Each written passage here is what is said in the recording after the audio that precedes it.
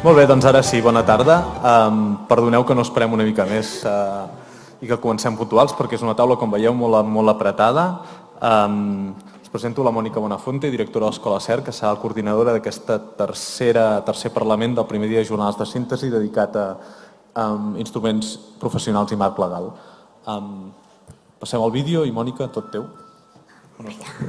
Gràcies. Moltes gràcies, Roger. Deixem passar el vídeo? Sabem i tot això, sinó a què fem, què no fem, què podem fer.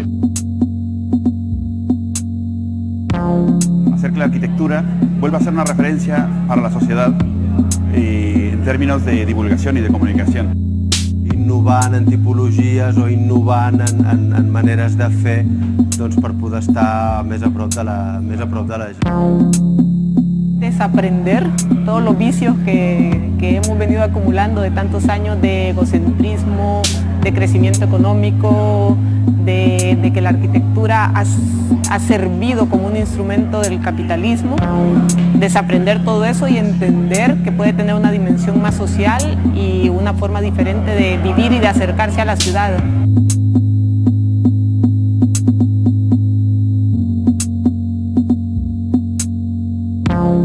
Regular per part de l'Ajuntament que totes les actuacions dels arquitectes estiguin correctes, perquè hi ha de tot, perquè vosaltres em dona una impressió molt maca, però no tothom és igual.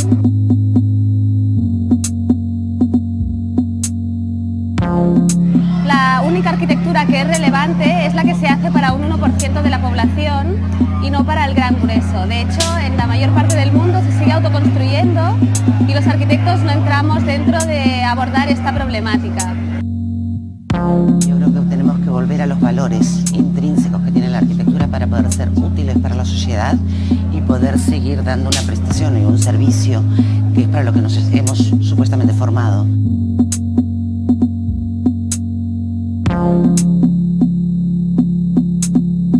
Sobretot escoltar la gent jove, nois i noies arquitectes que treballen a Austràlia, a Alemanya, als Estats Units, a Suïssa, a Finlàndia.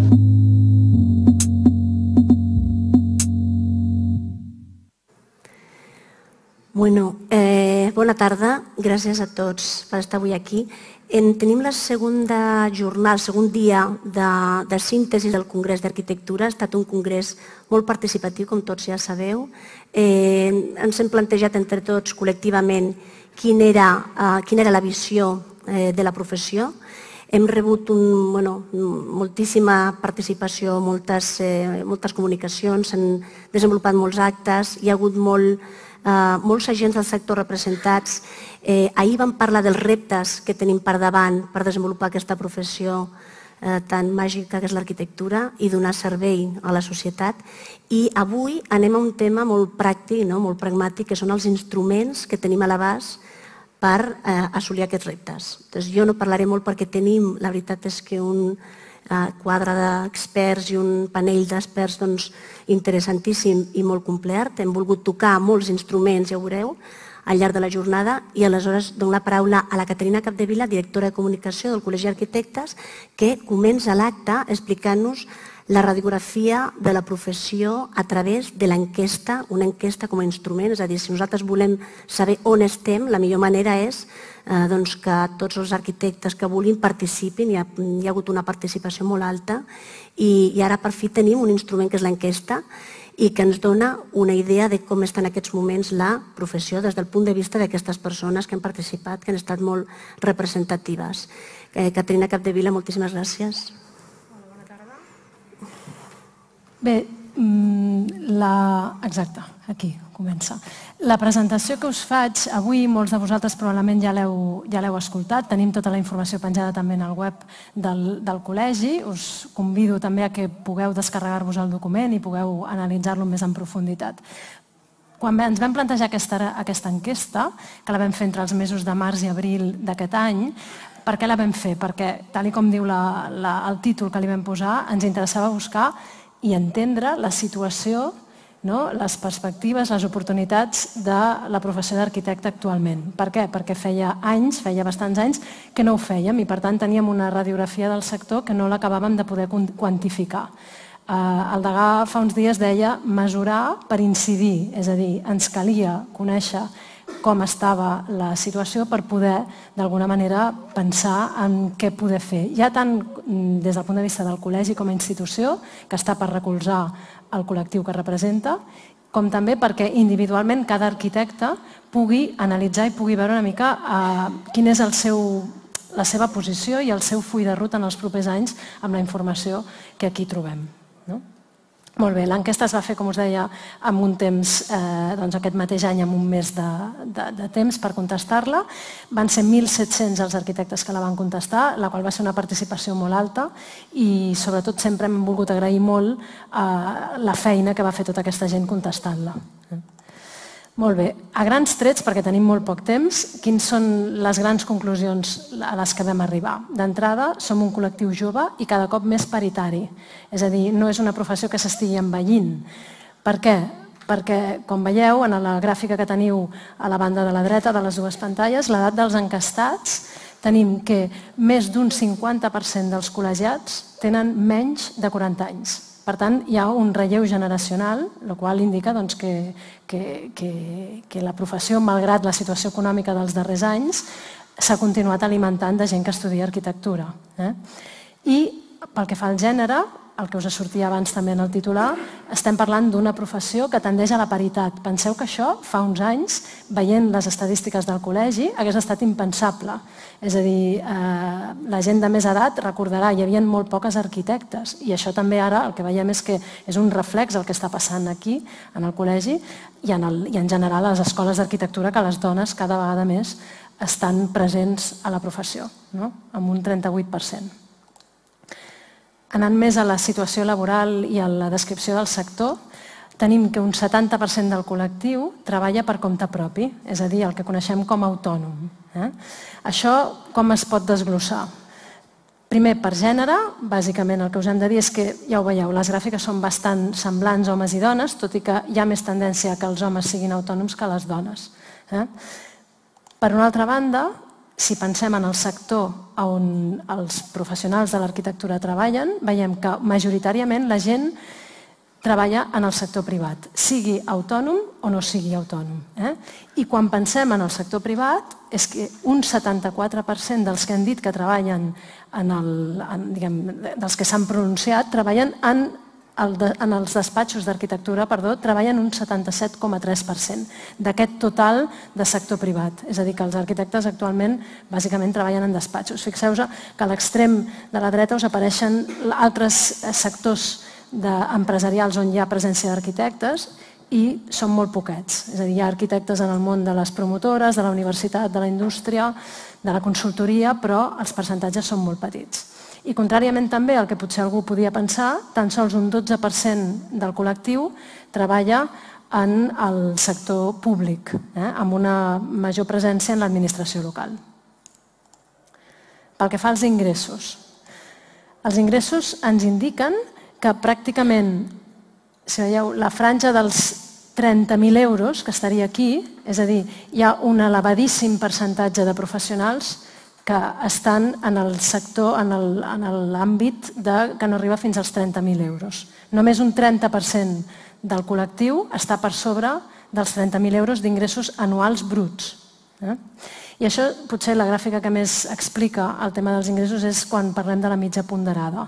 La mitja ponderada veiem que no hi ha una progressió de les edats més joves fins a les edats més elevades, és una gràfica que indica una estabilitat preocupant. És a dir, la gent amb més edat no està cobrant molt més que la gent més jove.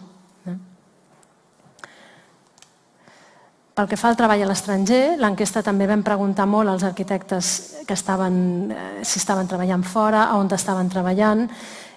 La dada que més ens ha sorprès dels resultats que hem tret és que en els darrers 2 anys un de cada 3 arquitectes joves, ara ho veurem, han anat a treballar a l'estranger. La qual cosa és una data important. Si us fixeu, diu percentatge d'encastats que en els últims 2 anys han viscut i treballat a l'estranger per gènere i edat, ho veieu aquí baix, la franja dels arquitectes fins als 30 anys, és aquest 1 de cada 3 arquitectes que han marxat fora. Hi ha altres franges d'edat, per exemple aquesta, que és la dels 40 als 50, que també és bastant rellevant, perquè diu que un 9% del col·lectiu amb aquesta edat també ha marxat a treballar en els darrers 2 anys a l'estranger. I els principals països els veieu aquí. Això és una dada que tampoc ens sorprèn, una mica per tot el bagatge del Departament Internacional del Col·legi. Els col·legiats i els arquitectes en general a l'hora de marxar trien països que estan a Europa. Molt bé, per anar també ja avançant. En temes de formació ens ha sorprès molt que 4 de cada 5 arquitectes han fet algun tipus de formació en els darrers 5 anys i 2 de cada 3 diu que la faran en un futur immediat. De fet, quan entres també en el detall, l'enquesta ens explica que el tipus de formació que han fet en aquests darrers anys ha fet que gairebé més del 50% del col·lectiu actualment tingui una titulació de postgrau o de màster o, amb un percentatge molt més petit, de doctorat. És a dir, que és un col·lectiu molt format i amb un nivell de formació molt elevat. I aquí, a l'altra banda, teniu els temes de la formació que s'han fet. Ja veiem aquí que els temes, hi ha temes que potser més d'un li pot sorprendre, perquè són temes nous en alguns casos, o que fa 10 anys enrere potser ningú s'hagués pensat en formar-se en aquests àmbits, com per exemple el BIM, el tema de la infografia, que apareix també per aquí, el tema del retail, el tema de gestió de projectes. Aquest matí, amb totes les explicacions que hi ha hagut de les professions emergents, de les especialitzacions emergents, eren especialitats que s'han tractat molt aquest matí. Aquí teniu, en aquesta gràfica, simplement us explico que es compara la formació en color blau, la formació que s'ha fet, i de color verd apareix la comparativa amb la formació que han dit que els arquitectes que faran en els propers anys.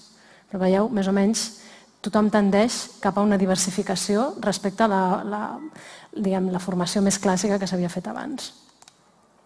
Per anar avançant també, despatxos d'arquitectura, estem parlant de despatxos que podríem parlar de microdespatxos, pels volums que tenim. D'una banda, hi ha 3 idees diferents que expliquen això. Per una banda, la facturació, que també és una facturació molt ajustada, de petit, de microdespatx. Estem parlant que la gran majoria de despatxos no facturen més de 40.000 euros anuals. Tenen molt poca gent treballant dins la seva estructura, és a dir, de fet, cap, és a dir, un despatx unipersonal en un 21% dels casos. Estem parlant de persones que treballen en societats unipersonals perquè no tenen a ningú treballant amb elles. La forma jurídica també ho indica, és a dir, treballadors autònoms un 70%. De fet, això ens explica una miqueta que estem en un món de treballar per compte propi. Això també, quan vam presentar l'enquesta, els economistes ens deien té les seves coses positives i les seves coses negatives. Al final tens molta més flexibilitat, tens més llibertat, però també és més complicat a l'hora de potser fer projectes a l'estranger o plantejar-se projectes ambiciosos. Molt bé, per acabar, les activitats professionals dels arquitectes.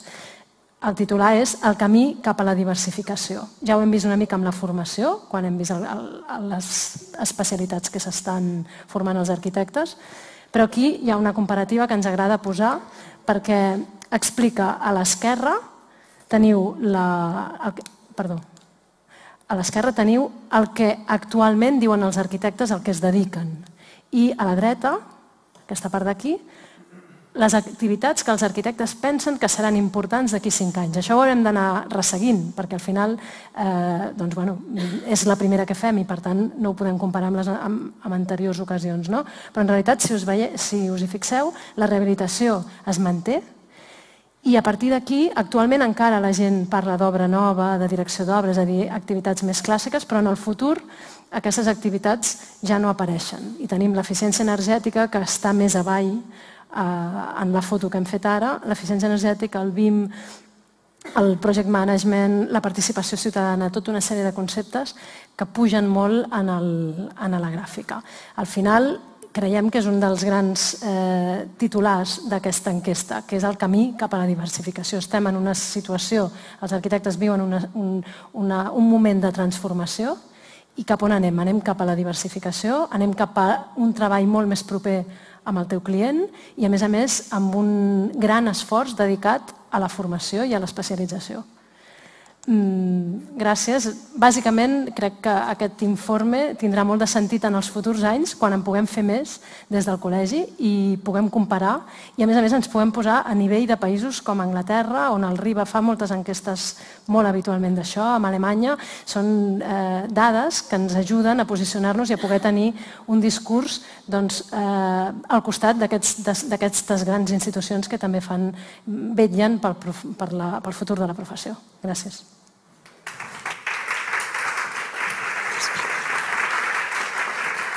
Bueno, moltes gràcies, Cati. I ara tenim una radiografia d'on estem a nivell de professió i de voluntats i de desitjos i d'expectatives. I una de les eines que tenim a l'abast, la Cati ja l'ha mencionat, jo crec que és una eina molt important, molt potent, si ho dic jo segurament està malament, però és el CPD, el Continuous Professional Development, és a dir, sistemes de desenvolupament professional pels arquitectes. Nosaltres no tenim una tradició molt arraigada en aquest sentit, perquè són eines complexes, ja parlarem ara del que el col·legi està ara mateix construint en aquest sentit, però sí que tenim una visió europea que hem demanat al Fabián Yesterri, com representant del Consejo Superior de Colegios de Arquitectos d'Espanya, del CESCAE, i membre del grup de treball de formació contínua del Consejo de Arquitectos d'Europa, del CAE, que ens fes 5 cèntims de com estan en l'àmbit europeu aquests sistemes de desenvolupament professional. No ha pogut estar avui amb nosaltres, però ens ha enviat un vídeo i demanaria, si és possible, que el Nacho ens posi el vídeo del Fabián. Gracias. Buenas tardes. Voy a empezar por agradecer a los organizadores del Congreso la oportunidad que me han dado de participar aquí hoy con ustedes con este vídeo, única forma que tenía de hacerlo. Y vamos a hablar del CPD, que es el Continuing Professional Development, equivalente a la formación profesional continua, hablar desde un punto de vista diferente al que hemos venido haciendo hasta ahora. No voy a hablar del arquitecto, y sí voy a hablarles de los sistemas de formación profesional como tales, y entiendo como sistema, por ejemplo, la Escola SER del COAC. Tampoco voy a hablarles de Cataluña o de España, vamos a hablar de Europa. Y hablando de Europa, quédense con 2 datos. El primero es que la Directiva de Cualificaciones Profesionales ya recoge el CPD como una obligación que habrá que practicar en toda Europa. El segundo dato es que el CAE, el Consejo de Arquitectos de Europa, es el interlocutor con la Comisión Europea de los arquitectos europeos. A partir de ahí, ¿qué es lo que se ha hecho en el CAE? En primer lugar, constatar las enormes diferencias que hay en Europa entre unos países y otros. Diferencias por la obligatoriedad o no de la formación profesional continua. Esta diferencia es muy importante. Hay muchos países en los que es obligatorio, otros no. Por la propia existencia de material de formación continua, hay países en los que, aunque no sea obligatoria la formación continua, hay mucho material de formación, como es el caso de España o Portugal, pero hay países en los que no hay absolutamente nada. Y empezamos a hablar del espacio único de la formación profesional continua en Europa, lo mismo que tenemos un espacio único con el tema del título de arquitecto. La formación profesional seguida por un arquitecto debería de ser reconocida en toda Europa, lo mismo que el título de arquitecto se reconoce en toda Europa. Pues una de las condiciones que el registro en Bruselas lleva implícitas es el reconocimiento de todo el material de formación que se encuentra registrado. Eso quiere decir que la Escola SER debería reconocer como propio el material de formación del Reino Unido, de Francia, de Alemania, de Italia, y ellos deberían de reconocer como propio el material de formación de la Escola SER. Y con esto ya tenemos lo que sería el marco europeo de la formación profesional continua. Tenemos 3 cosas. Un registro centralizado en el CAE, en Bruselas, por una parte. Segunda, unos estándares mínimos de calidad que permiten registrarse. Y tercera, el reconocimiento mutuo de aquellos sistemas y materiales de formación que se encuentran registrados. Y vamos a ver las consecuencias. Los cursos de la Escola SER, y sigo personalizando para ser más claro, pueden ser seguidos por un arquitecto de cualquier país, y en aquellos países en los que la formación profesional es obligatoria, estos cursos seguidos en la Escola SER serían válidos en sus necesidades de horas de formación en sus propios países. O, por ejemplo, un arquitecto catalán trabajando en Londres podría formarse, seguir su formación profesional continua en la Escola SER y les servirían en el RIBA como cursos realizados correctamente. O, por ejemplo, un arquitecto urbano que intente formarse en algún tema específico en los que no tiene formación concreta en su país, pues podría elegir entre un abanico de posibilidades por toda Europa y serían cursos válidos en el futuro, serían cursos europeos válidos en el futuro en cualquier circunstancia y en cualquier país europeo. Nosotros aquí todavía vemos esto con cierta lejanía, y la vemos con lejanía porque la formación continua todavía es obligatoria. La situación, les aseguro, que cambiará radicalmente en el momento en que para ejercer la profesión tengamos que acreditar las 30 o 40 horas de formación profesional obligatoriamente cada año. Es lo que le pasó a Italia, por ejemplo, a partir del 1 de enero de 2014, y a partir de ahí hubo una auténtica conmoción y podríamos tener una situación muy complicada si no nos preparamos para el momento en que nos llegue a nosotros, que nos va a llegar y bastante pronto. Y ahora ya pensando en el futuro, creemos que la acreditación de los conocimientos que ha adquirido el profesional, el arquitecto, a través de la formación profesional continua, es un tema muy importante de cara a la competitividad de los profesionales en un mundo en que realmente tenemos que vernoslas con ingenieros y con todo tipo de profesionales. Vamos a empezar a trabajar en este tema de la acreditación a nivel europeo y seguramente vamos a seguir unas pautas, un camino parecido, un poco paralelo al que ya seguimos con la formación profesional continua a nivel de estándares, etc. Otro tema importante que también nos interesa a medio plazo es reforzar lo que es la marca de calidad del Consejo de Arquitectos de Europa. Es decir, que la formación acreditada por el Consejo de Arquitectos de Europa pueda competir también dentro y fuera de Europa, en el resto del mundo, con otros centros productores de formación muy potentes, como los hay, por ejemplo, en Estados Unidos. Podríamos seguir hablando mucho de estos temas. Yo estoy a su disposición después de este congreso, me pueden localizar, me pueden preguntar, aportar ideas, lo que ustedes quieran, y nada más. Muchas gracias. Pues, bueno, moltes gràcies a tu, Fabián. Ja li traspassarem l'agraïment. La veritat és que ens ha explicat molt bé com funciona tot això.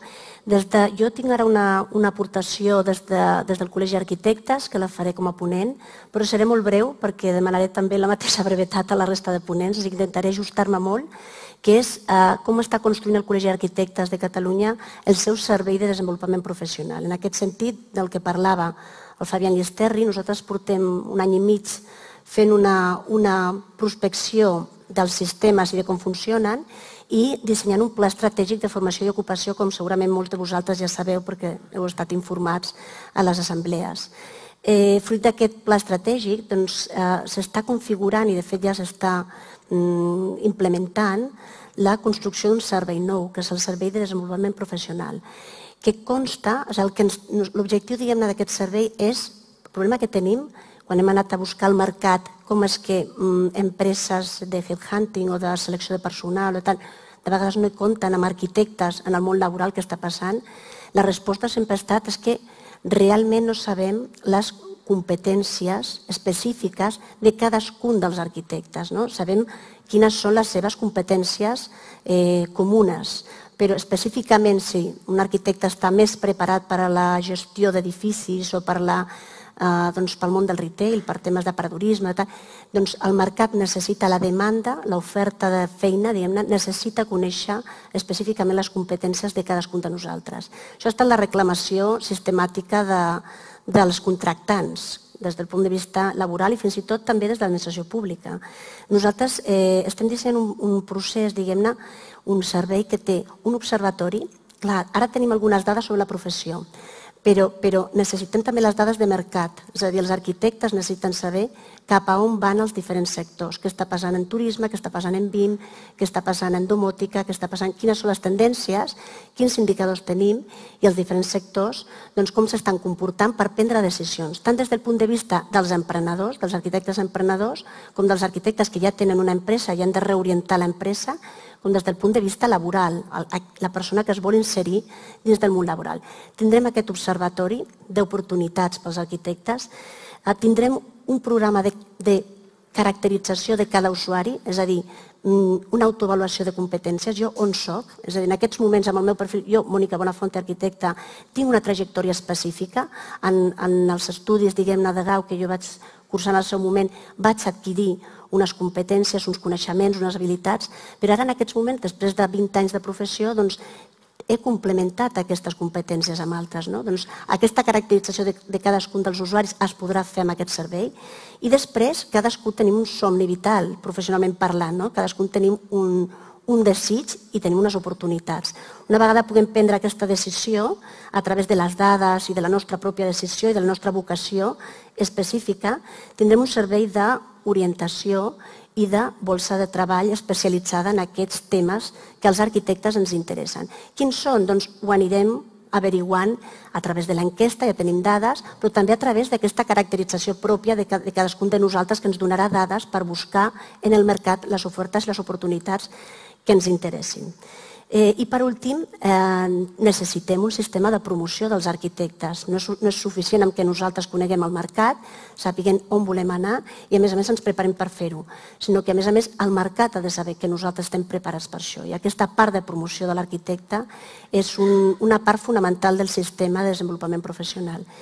Jo no continuaré parlant, jo crec que de moment són 5 cèntims, després obrirem un debat de reflexió, qualsevol dubte que voleu plantejar estarem aquí per resoldre.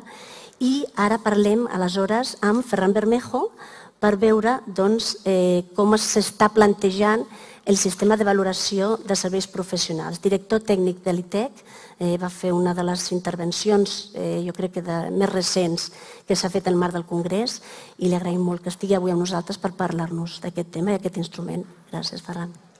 Gràcies, Mònica. Bé, intentaré amb els breus minuts que tenim fer-vos 5 cèntims de la sessió que vam tenir fa ara gairebé una setmana sobre la qualitat i la valoració dels serveis professionals. Ens donem compte que en aquests moments la valoració dels serveis professionals la tenim realment en crisi. Els 10 anys últims, des que no ens és possible disposar de cap sistema de referència, han fet molt de mal a la qualitat del treball que es realitza des del punt de vista de la remuneració professional i no podem oblidar que hi ha 3 conceptes que tenen una relació molt directa, que són el cost, el preu i la qualitat. A partir d'aquí, posar de manifest que hi ha un desconeixement del cost real del que representa fer els treballs o els serveis professionals, i parlo de serveis professionals perquè avui en dia, en un escenari cada cop més transversal i pluridisciplinar, no només hem de parlar dels serveis professionals dels arquitectes, sinó de molts altres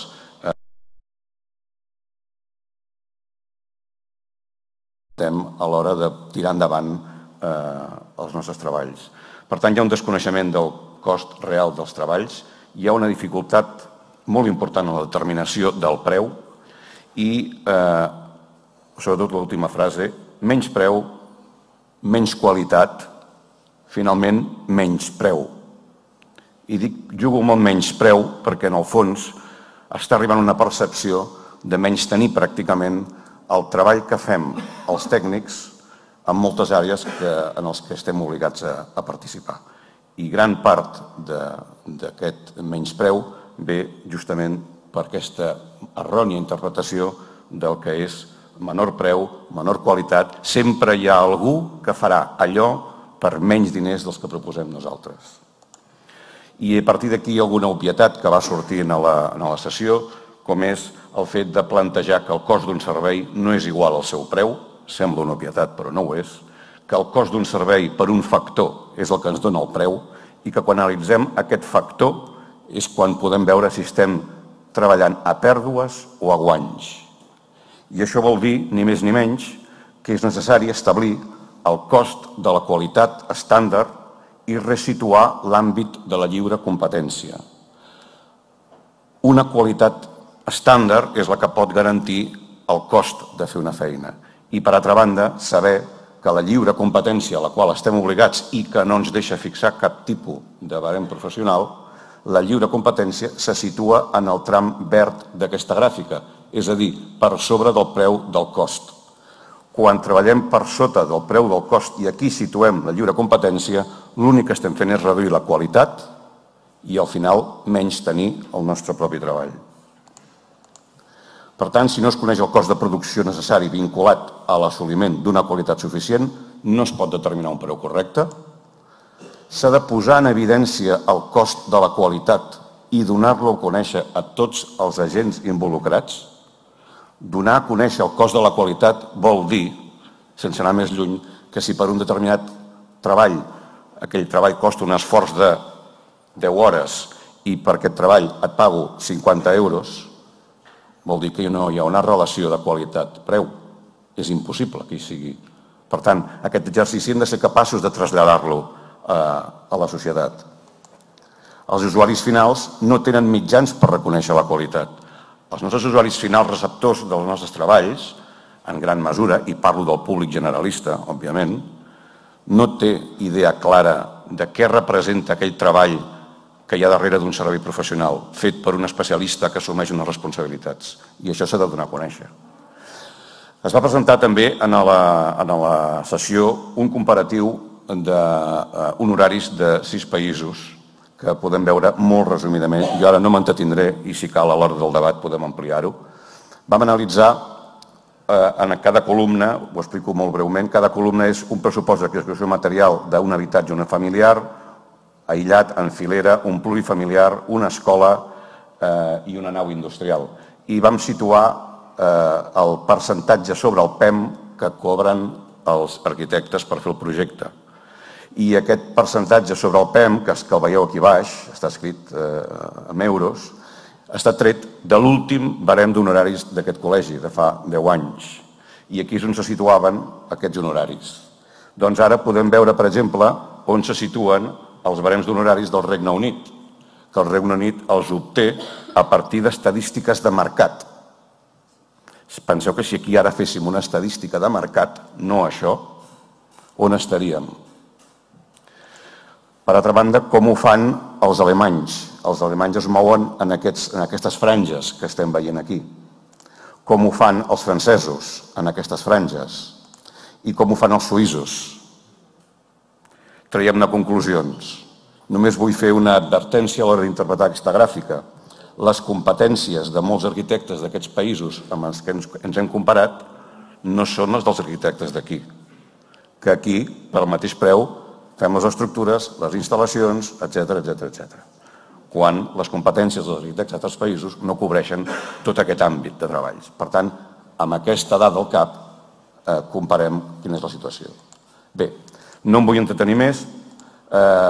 Una idea del que voldríem fer des de l'ITEC per ajudar a portar una mica de llum amb tot això, que és subministrar una informació de referència que permeti avaluar l'esforç de realització dels serveis professionals a partir de condicions de qualitat raonables, perquè volem orientar a tots els agents involucrats en l'activitat del sector, tots els que comparteixen o que han de fer algun tipus de contracte han de ser conscients de quina qualitat mínima han de contractar i quin esforç suposa assolir aquesta qualitat, i això ho voldríem fer proposant un estàndard de referència d'avaluació d'aquest esforç basat i operant com les bases de dades de la casa, que la majoria coneixereu, treballen des de fa molts anys. I ara no em puc extendre, però evidentment el cost d'un servei està composat per una despesa fixa, cost indirecte, i una despesa variable, cost directe, que això té molt a veure amb el que avui en dia considerem o anomenem una partida d'obra.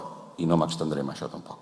Hi ha tot un treball que hem de fer per aquest procés de valoració, en el qual, amb un exemple molt ràpid, podeu veure que a partir d'un encàrrec, com podria ser aquest, un estudi previ d'arquitectura, tenim una sèrie de serveis a contractar, un topogràfic, un geotècnic, un predisseny, i que incorpora diferents modalitats.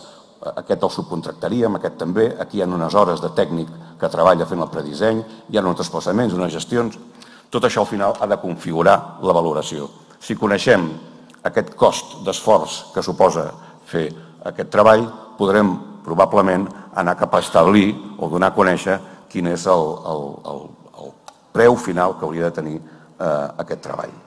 I l'última imatge, simplement dues conclusions que suposo que apareixeran escrites per algun lloc, i és que la valoració dels serveis professionals necessita ser posada en el context d'un canvi de model que ha de patir el sector de la construcció en aquest moment. Aquest canvi de model s'ha de fer a partir d'entorns de treball altament col·laboratius, interdisciplinars, que suposin un augment de la qualitat del projecte, sobretot entenent el projecte no com l'entenem ara, sinó com una activitat que cobreix el cicle de vida complet d'un actiu, des de la concepció o disseny, passant per la construcció, l'explotació i el fi de vida. I finalment, reconèixer que no és possible fer una correcta valoració dels serveis professionals sense conèixer el seu cost real. Com a partir d'un estàndard de qualitat comú que serveixi com a referència a tots els agents del sector i que eviti que la lliure competència esdevingui un factor de pèrdua de qualitat.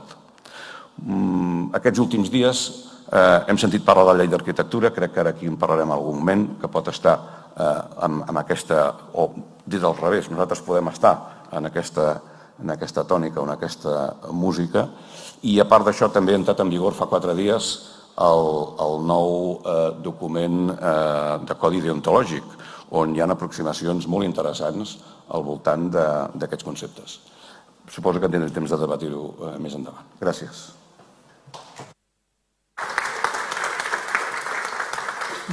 Moltes gràcies, Ferran. Arcadi Vinyes, secretari tècnic del Col·legi, ens parlarà ara de la responsabilitat civil de l'arquitecte, un tema que ens preocupa molt a tots, i de les eines o instruments que tenim a l'abast i la complexitat que aquest tema té en aquests moments. Arcadi, moltes gràcies.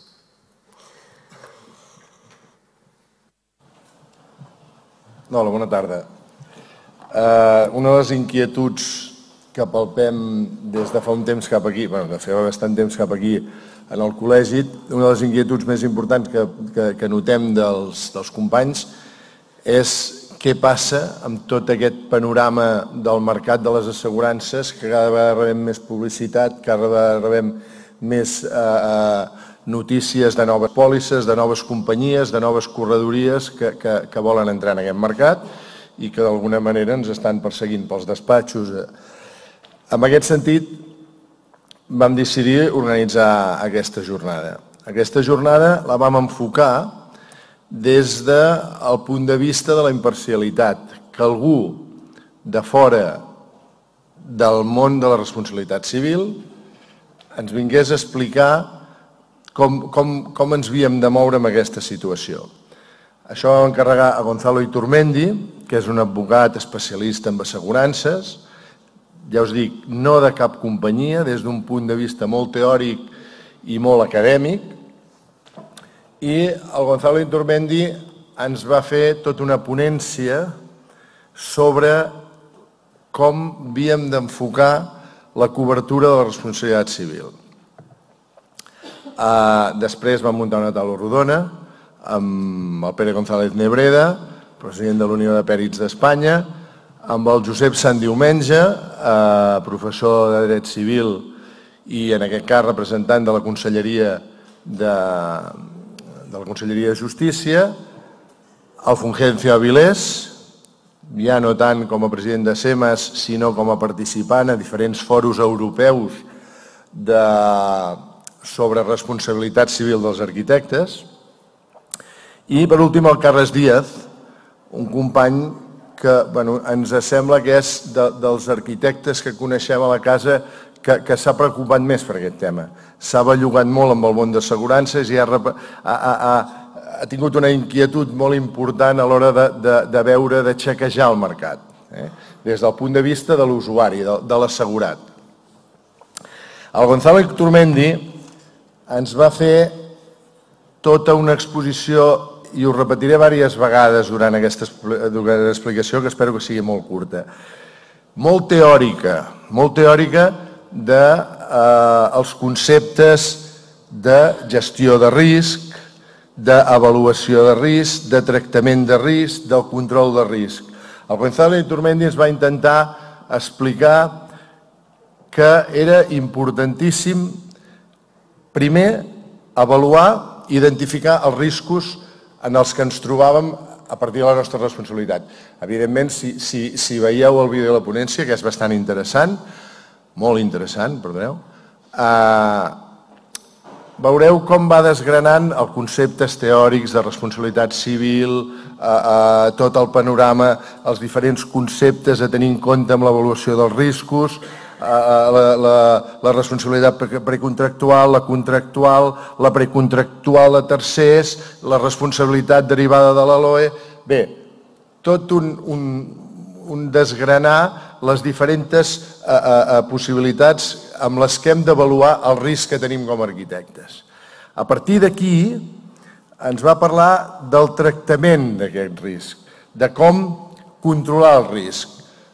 Ell deia, eliminar el risc és impossible, l'eliminació del risc al 100% és impossible, sempre tenim risc, però tenim eines com els procediments de control de qualitat, com la verificació del compliment d'estàndards tècnics i normativa, diferents fórmules amb les que reduir el risc. I a partir d'aquí, d'aquest primer pas d'identificació i avaluació del risc, ell parlava del tractament del risc, el control del risc i, per últim, depenent de tot aquest panorama, ell en deia la delegació del risc, l'assegurança. Depèn del control del risc que tinguem, de la qualitat del risc que tinguem, aplicarem un sistema o un altre sistema d'assegurança.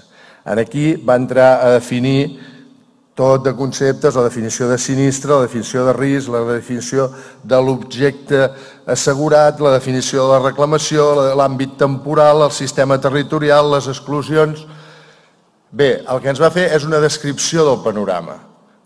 I quan vam entrar en el món de l'assegurança no vam poder entrar a donar fórmules. Les fórmules ens les donen les companyies. És molt difícil des d'un punt de vista imparcial dir aquesta companyia té això, aquesta companyia allò. Fer un comparatiu és absolutament complexa i probablement a partir d'aquesta jornada jo personalment vaig arribar a la convicció que és pràcticament impossible.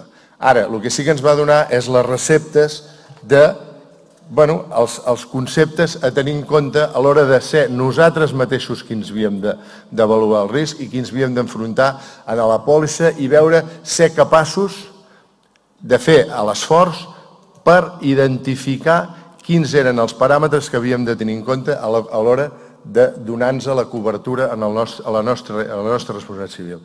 Va sortir tots els conceptes d'explicació, objecte, prima, àmbit temporal, àmbit geogràfic, límit assegurat, franquícia, definició de reclamació, riscos, ens va enumerar tota una sèrie de paràmetres que segurament és evident que hem de tenir en compte amb tot plegat.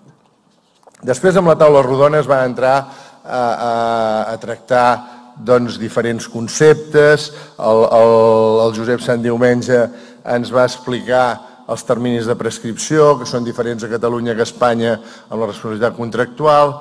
Ja us dic, repeteixo, sempre conceptes molt teòrics, però que jo crec que l'audiència i el visionat del vídeo que tenim penjat en la pàgina web del Congrés ens donen moltes pistes a l'hora d'enfrontar-nos amb un corredor d'assegurances que ens vingui a vendre una pòlissa i a l'hora, evidentment, d'estudiar-nos i llegir-nos ben bé una pòlissa.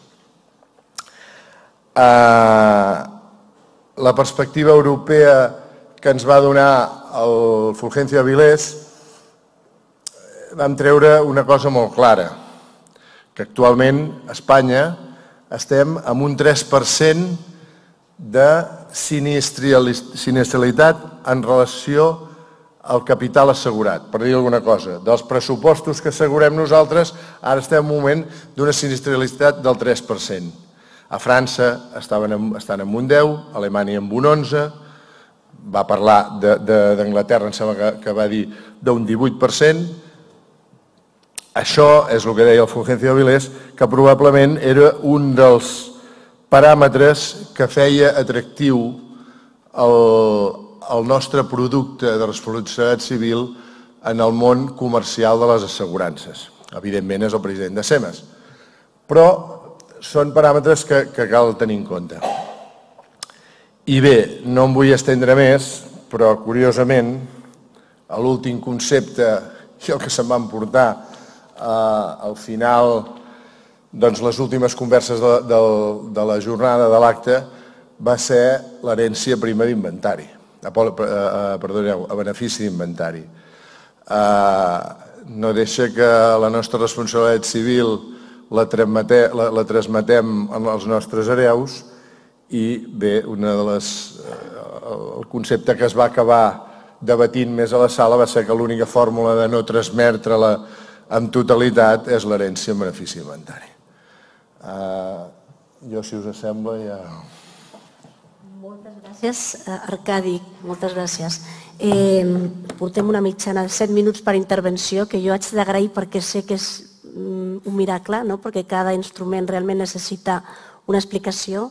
Hem de continuar ajustant i sent una miqueta, realment per donar peu després a una reflexió col·lectiva, que és el que voldríem fer al final de l'acte. M'agradaria presentar-vos ara el Sergi González i el Francesc Brugueroles, que ens parlaran d'una eina que és la noves formes d'associacionisme. Jo crec que és un tema que dominen molt bé i que hem posat en pràctica i han participat en el Congrés per explicar aquesta fórmula de col·laboració que ara per ara, amb totes les estructures empresarials que s'han anat reduint, penso que és molt contemporani, un instrument molt contemporani, i us agraeixo molt que estigueu avui aquí. Us deixo la paraula. Moltes gràcies.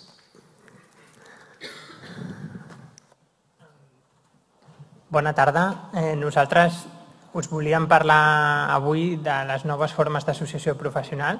Nosaltres som una cooperativa d'arquitectes, no n'hi ha gaires, que siguin professionals encara n'hi ha menys, que coneixem, no sé si n'hi ha algun altre. I abans ha sortit a l'enquesta aquesta que ha fet el Col·legi d'Arquitectes en relació a la professió. Hem vist que la majoria continuen sent autònoms, sense entrar en més detalls, em quedo amb el número del 70%, tot i que hi ha una part que també són assalariats, una part important. Si ens mirem una altra enquesta del 2001 del Consejo Superior de Colegios de Arquitectos d'Espanya, veurem que aquest percentatge estava en el 84 gairebé. Això vol dir que la tendència en general de la professió és cap a noves formes d'associació professional. Dins de la part assalariada també hi ha hagut una fragmentació i dins d'aquesta fragmentació també apareixen noves formes, com les cooperatives, però també altres formes, també entitats sense ànim de lucre, per exemple, o de l'economia social, que són una forma vàlida com qualsevol altra d'exercir la professió. Ara bé, aquestes formes tenen un difícil encaix amb el marc legal que tenim.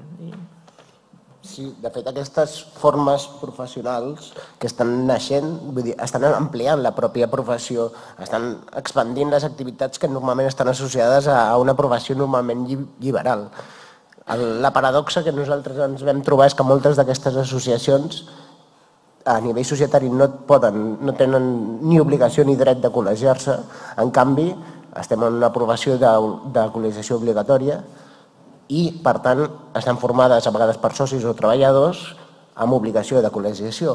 Llavors, aquí comencen a haver-hi contradiccions internes importants, no només en el camp de l'arquitectura, sinó en moltes altres professions també liberals o amb obligació de col·legiació. Nosaltres, per exemple, quan vam fundar la nostra empresa, ens vam primar per sobre de tot una qüestió formal, social i laboral, que era el cooperativisme. Llavors vam començar per aquí. No és una estructura tradicional del món de l'arquitectura, però nosaltres la vam preferir. Clar, ens vam trobar en tots els marcs legals i el difícil encaix que tenien entre ells. Per resumir-ho, el marc cooperatiu, amb imposicions fiscals laborals concretes i amb uns valors, tant catalans com universals. Teníem, un marc d'economia social, perquè, l'empresa forma part d'una estructura societària d'especial protecció. Teníem també el que seria la llei d'ordenació de l'edificació, que és molt estricta, amb la nostra professió. El marc, de la propietat intel·lectual. I, per últim, el que ja hem esmentat dels reglaments col·legials. Per fer-ho breu, aquí han vingut tots els ponents i són individuals. La nostra ponència era una ponència col·lectiva i no va poder ser, i de fet apareix el meu nom quan havia d'aparèixer, diguem, els 6 que som de la cooperativa. Ja només començar per aquí ja es veu una contradicció, diguem, insenso. Com diu el Sergi, aquesta situació una mica de conflicte que genera entre, per un cantó, la necessitat d'estar col·legiat i per l'altre el fet que el mateix marc normatiu dificulta aquest fet. Si pensem que la llei de societats professionals, si penseu que alguna empresa en els seus estatuts posa que a més de serveis professionals d'arquitectura fa participació ciutadana o fa disseny de mobiliari, aquesta empresa no és inscribible al registre mercantil. En la llei de societats professionals d'un mode similar hi ha altres problemàtiques que també dificulten la inscripció, per exemple, per entitats sense ànim de lucre o de l'economia social. Què passa? Arribem a la paradoxa que resulta que hi ha una modalitat de col·legiació nova, que en aquest sentit el col·legi s'està obrint a noves modalitats de col·legiació i ha obert diferents debats en aquest sentit, també amb les entitats afectades i amb ànim d'adaptar-se a aquesta nova realitat.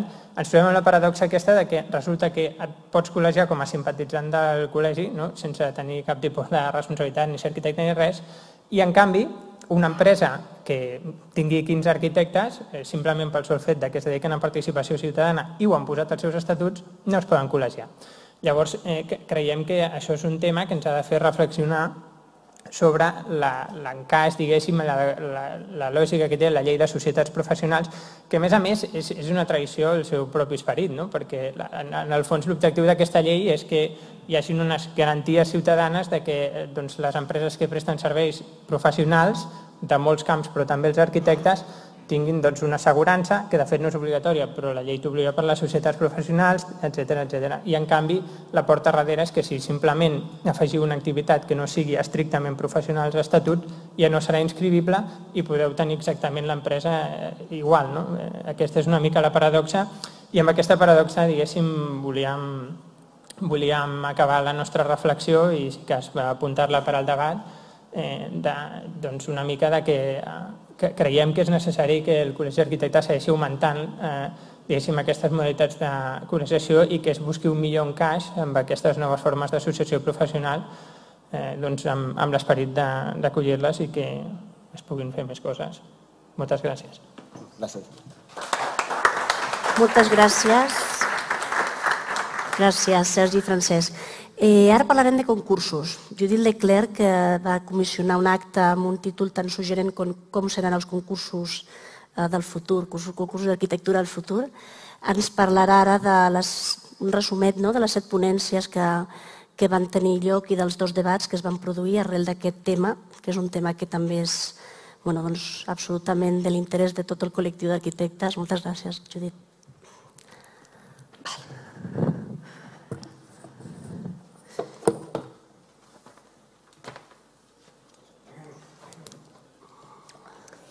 Bona tarda. No podré fer un resum dels continguts de les ponències perquè és massa llarg. Tinc uns apunts i és massa llarg per llegir-ho, doncs hauré de ser molt breva. Primer de tot, dir que fa molt pocs dies, va ser el dijous passat, ho hem fet a lo grande. Teníem 7 ponències, 3 de fora, Europan, de Madrid, i tota Europa, França i Suïssa, i després la presència d'una jurista que va anar molt bé per posar en comú el nou marc legal europeu, i a la tarda 3 ponències més locals de distints àmbits, Barcelona, AMB i Generalitat. El debat no tinc fotos, ho sento, perquè són tan bones les conferències que els heu de mirar totes i estan penjades, crec, a la web de l'Incasòl. Tenen moltes dades, molta informació recopilada, moltes estadístiques i també moltes normatives. Bé, la primera, el comentari d'obertura va ser d'Albert Civit, que va fer un comentari, el gerent de l'Incasòl, lança la pregunta: per què no són de moda els concursos i els processos ciutadans sí? La primera conferència que va parlar va repassar tota la trajectòria d'Europan, dient que és com una plataforma concursera que es posa a la disposició de qualsevol ajuntament o administració local que té un solar per posar a la seva disposició. No parlaré més perquè serà massa llarg. Després vam passar a París. A banda del sistema de concurs que fa servir a França i que està basat en una llei de l'any 85 que es va reeditar ara al juliol, que a partir d'ara, una mica de la mateixa manera que estem revisant o estem creant una llei d'arquitectura, a partir d'ara es permetrà un diàleg entre el jurat i els concursants. Però el plat fort va ser aquesta tanda de concursos que es va lançar a París de l'alcaldessa l'any 2015, que són totalment novedosos i que ens han intrigat molt. Mira, per donar un exemple, he portat aquí el llibre de totes les propostes que es varen exposar, no recordo quantes eren, per 32 solars. Va ser una superrevolució en tots els sentits, en quant a calendari, com fer un calendari de concurs d'aquesta manera, com organitzar un jurat d'aquesta manera, com organitzar un procediment concursal d'aquesta manera. És a dir, va ser un concurs per promotors privats, una gran inversió, però controlat per el servei públic. En total, per donar alguns números que realment són impressionants, és 565 milions d'euros d'ingressos per a la ciutat de París, inversió zero, i això correspon a una inversió privada de 1,3 bilions d'euros, la creació de 2.000 postos de treball a la ciutat de París. Va ser tan popular que es va reeditar. En aquest moment hi ha el concurs Reinventar el Sena i Inventar la Metròpolis del Gran París. Ens podem imaginar aquí una edició a la catalana. I després hem repassat el cas suís. El cas suís està molt... És aquest petit document que és molt petit, té poques fulles. En això s'ha escrit totes les normes per organitzar un concurs, tant si és d'una volta com de 2 voltes, com s'ha de retribuir el jurat, sobretot quantes persones ha d'estar compost, com s'ha de regular, i també els honoraris de retribució dels arquitectes, que és proporcional al risc i també a la mida de l'encàrrec. Ens han donat una pincelada de que una bona proporció de jurat és un terç, client, arquitectes i públic. I al final ens han donat estadístiques d'un recorregut de 5 anys del cantó de Genève que demostra que no hi ha una concentració de premis i, per tant, una bona repartició de la feina. Hem tingut una conferència sobre de Neus Colet, cap de la secretària tècnica de la Junta Consultiva de Contractació, sobre el nou marc legislatiu europeu en matèria de contractació. Va ser molt interessant, crec que està molt detallat perquè els que estan interessats. Sobretot té lança un nou procediment, que és el d'associació per la innovació, a part del concurs obert restringit i de la licitació amb negociació. Pel que fa al debat, les conclusions d'aquest debat del matí, ara llegiré, els ponents coincideixen en que l'elaboració de les bases ha de ser molt clara, que s'ha de reflexionar sobre quines innovacions es demanen i articular-se les bases de manera que sigui possible la seva aparició. Tot i això implica repensar la fórmula, el calendari i el procediment del jurat. A Suïssa, garantir la qualitat es fa mitjançant un jurat amb una certa composició definida i una retribució proporcional al risc i tamany de l'encàrrec derivat. A França, els concursos són majoritàriament de 2 voltes amb retribucions controlades per decret. Tant a França com a Suïssa, però no a Espanya, es fan concursos al sector privat. El grau de satisfacció del privat és molt elevat. A la tarda hem assistit a 3 ponències, Patronat Municipal d'Habitatge a nivell d'Ajuntament, IMSOL per part de l'AMB i Infraestructures de la Generalitat. Els tres ens han presentat el model de concursos que ara estan fent o que pensen fer. Ens han explicat en molts detalls, són tots molt crítics i jo crec que us llegiré una mica les conclusions del debat. Sí que va ser molt interessant el fet que dos d'aquestes administracions participen en dos concursos, el patronat amb el concurs de Gloria Simpson, amb el concurs de l'Esbruc en el marc d'aquest congrés. Doncs les conclusions d'aquest magnífic debat, els ponents manifesten tots la voluntat de treballar junts per buscar sinergies entre administracions. Tots destaquen l'enorme treball que hi ha darrere la preparació d'unes bases i la necessitat de simplificar molt els requeriments i la documentació sol·licitada per poder treballar més en la definició de lo que pretén el concurs. Les bases han de dir clarament el que pretén el concurs, si una resposta innovadora socialment o una resposta a un conflicte social, etc. El planejament ha de ser el més lliure possible per no impossibilitar propostes novedoses. Coincideixen en que el sistema de selecció basat en l'experiència ha exclòs el col·lectiu d'arquitectes joves i els processos han de poder permetre la seva inclusió d'una manera que queda per determinar o mitjançant propostes senzilles gràfiques. Entre el patronat i l'IMSOL estan d'acord per eliminar les baixes econòmiques de la valoració del jurat. El col·legi hauria de resoldre la interpretació de la llei al respecte. El respecte dels concursos i la innovació. No tots els concursos han de perseguir la innovació, però en alguns casos, com és el cas del Departament d'Ensenyament, s'hauria d'establir una quota per la demanda que existeix i que fa impossible l'aplicació continuada de les mateixes directrius durant anys. En quant a les tipologies de concursos, haurien de ser variats. Els que busquen la qualitat, els restringits, els que busquen l'experimentació o els que busquen el millor disseny, els que busquen un equip. La claredat de les bases garanteix una resposta més encertada. Com s'ha remarcat a Suïssa, els concursos haurien de ser atractius, preparats amb cura, amb remuneracions econòmiques clarament millorades per compensar amb la inversió intel·lectual. Respecte als models a importar de fora, es desprèn que la qualitat arquitectònica i la innovació estan en l'ADN de Barcelona i, per tant, sí que és cert que les normatives de concursos s'haurien de revisar i simplificar molt, però es podria treballar juntament entre diverses administracions a arribar a una norma semblant a la suïssa, però a la catalana. Aquests nous concursos haurien de ser estimuladors, incentivar el treball col·laboratiu, incorporar workshops. D'aquesta manera, el procés de participació ciutadana tan vigent formaria part del propi procés del concurs.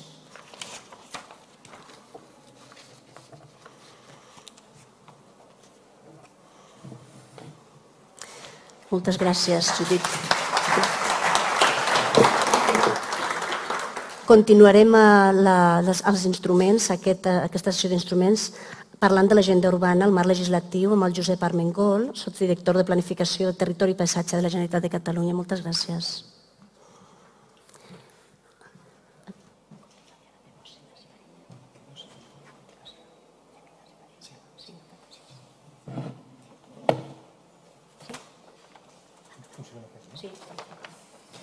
Bé, bona tarda. Em correspon presentar un instrument, que és la llei de l'arquitectura. Aquest instrument no ha tingut al llarg del Congrés una jornada pròpia i, per tant, a diferència dels companys que m'han precedit, no podré fer les conclusions de cap jornada. Si bé és veritat que és un instrument que ha estat present en moltes jornades i la prova és que també alguns dels que m'han precedit, en Ferran Bermejo, la pròpia Judit Leclerc, s'hi han fet referència, en diferents jornades s'han tractat aspectes que sí que afronta la llei de l'arquitectura, la nova, la futura llei de l'arquitectura.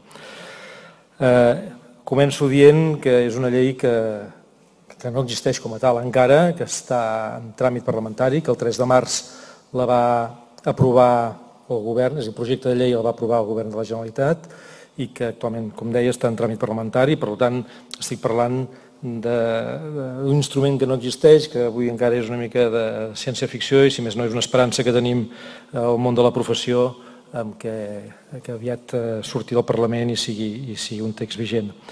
Faré una breu pinzellada, un breu encaix de què tracta la llei. No el faré sol, el farem entre l'Ignacio Paricio i jo. Jo més com a representant de l'ens promotor d'aquesta llei, del Departament de Territori i Sostenibilitat de la Generalitat de Catalunya, i l'Ignacio dibuixarà l'encaix segurament més des de la professió. En tot cas, ell entrarà més a fons, jo faré una pàtina més superficial per ajudar a entendre per què neix la llei, quins objectius es planteja, com s'instrumenta o quins instruments concrets dibuixa aquesta llei, i intentaré posar l'èmfasis també en els punts forts que aquesta llei posa sobre la taula. Molt breument, la llei neix, jo diria, arrel d'una situació que en el marc de crisi s'agreuja i és al final d'un procés que va portant cada vegada més a fer prevaldre els criteris econòmics, els criteris materials per sobre els criteris immaterials, els criteris qualitatius, els criteris socials a l'hora de valorar, sobretot en el marc dels concursos d'arquitectura.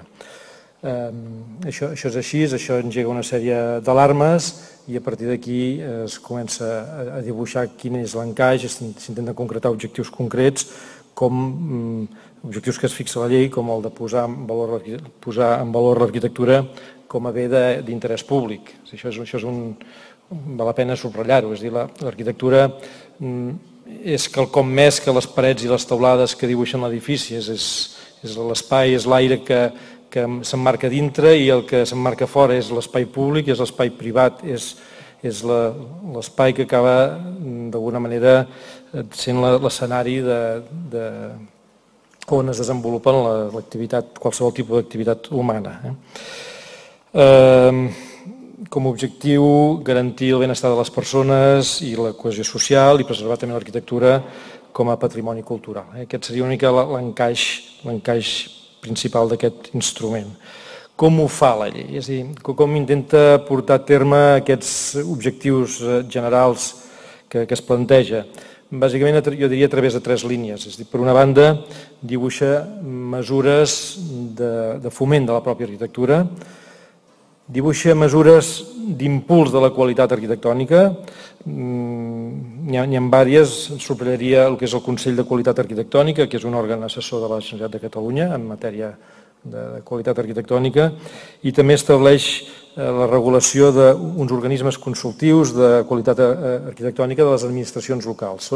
Són instruments voluntaris de les administracions locals que considerin oportú poder tindre aquests consells, aquests organismes consultius amb la potestat de sempre vinculat a unes predeterminacions del planejament urbanístic poder emetre en el marc d'uns àmbits concrets dibuixats, insisteixo, pel planejament urbanístic, uns informes vinculants en el moment d'atorgar llicències d'obres.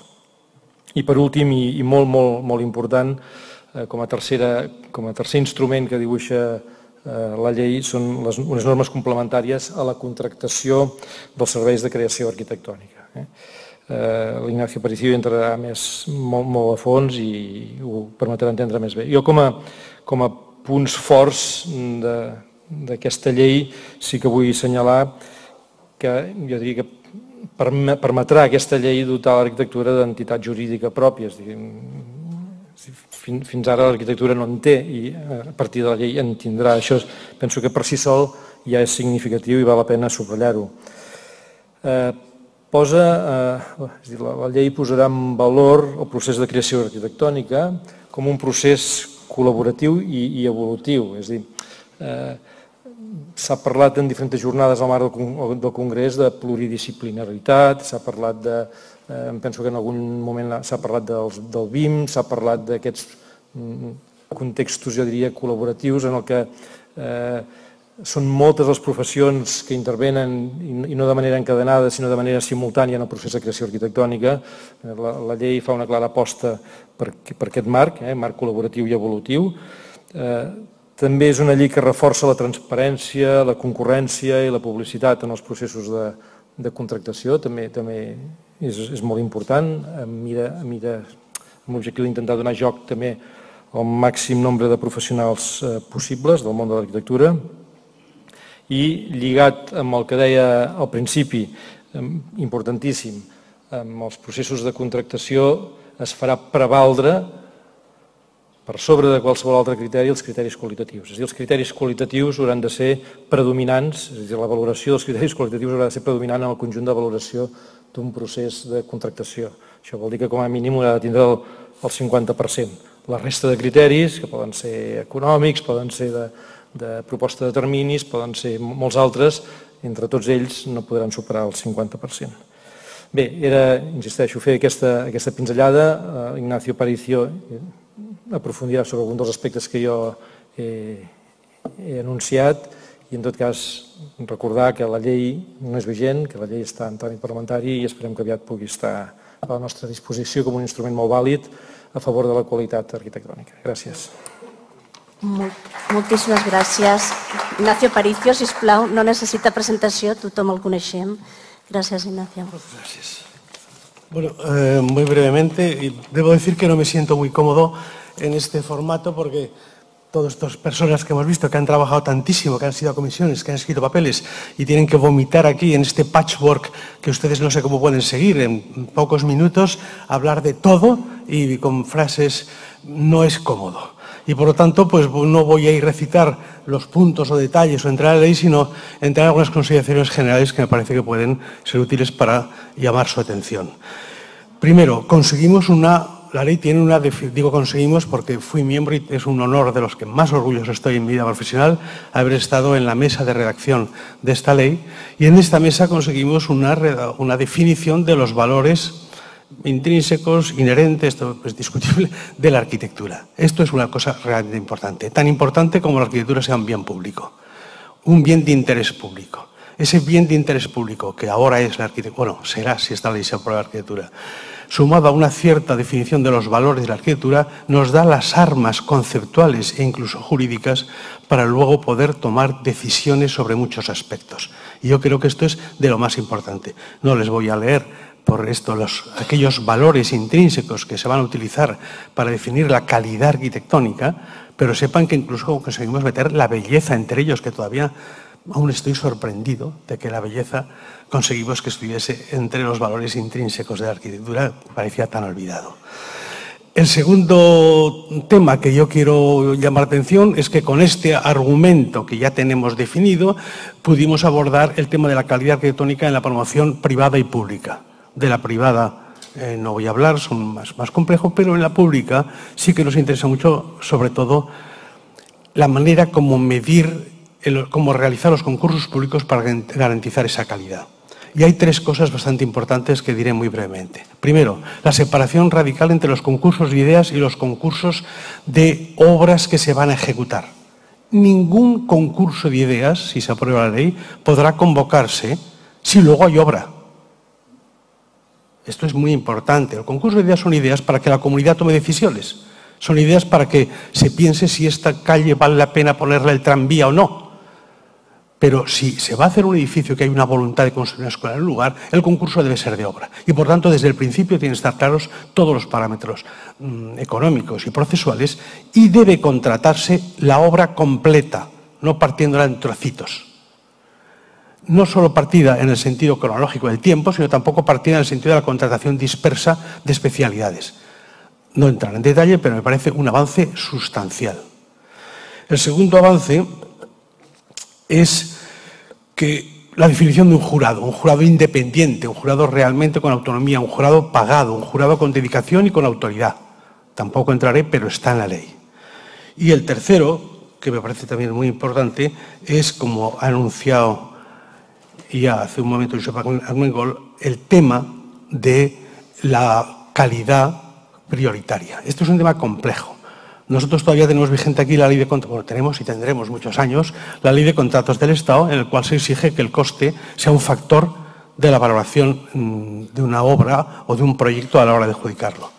Sin embargo, hay una directiva europea que empieza a anunciar la voluntad de que se haga sobre un precio fijo de la obra, es decir, que el coste de la obra venga prefijado anteriormente, que las bajas sobre el coste de la edificación no cuenten a la hora de adjudicar un proyecto, pero eso no será posible mientras la normativa española o / catalana y o española-catalana, pues no puede asumir, y nosotros de momento tiene que ser con la normativa española, esta dejación de la exigencia de que el coste sea un factor fundamental.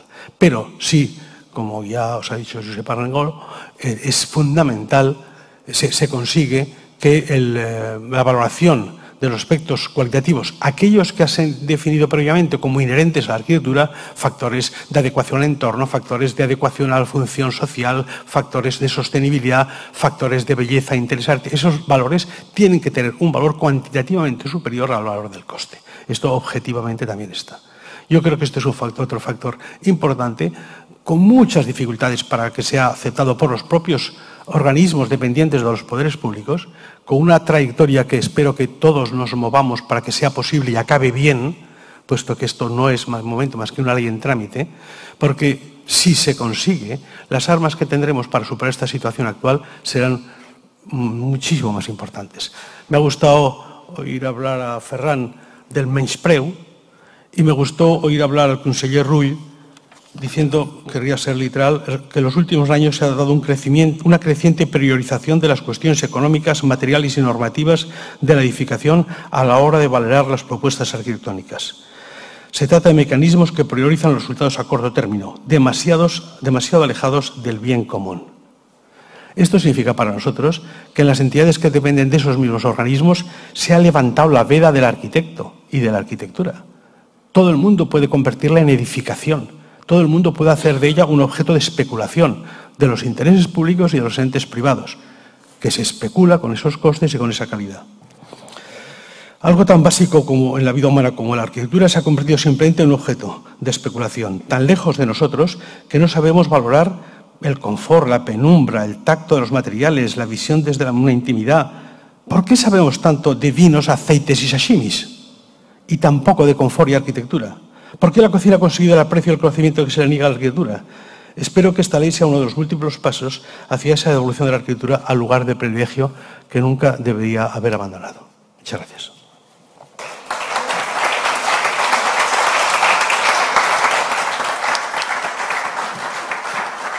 Ignacio, muchísimas gracias.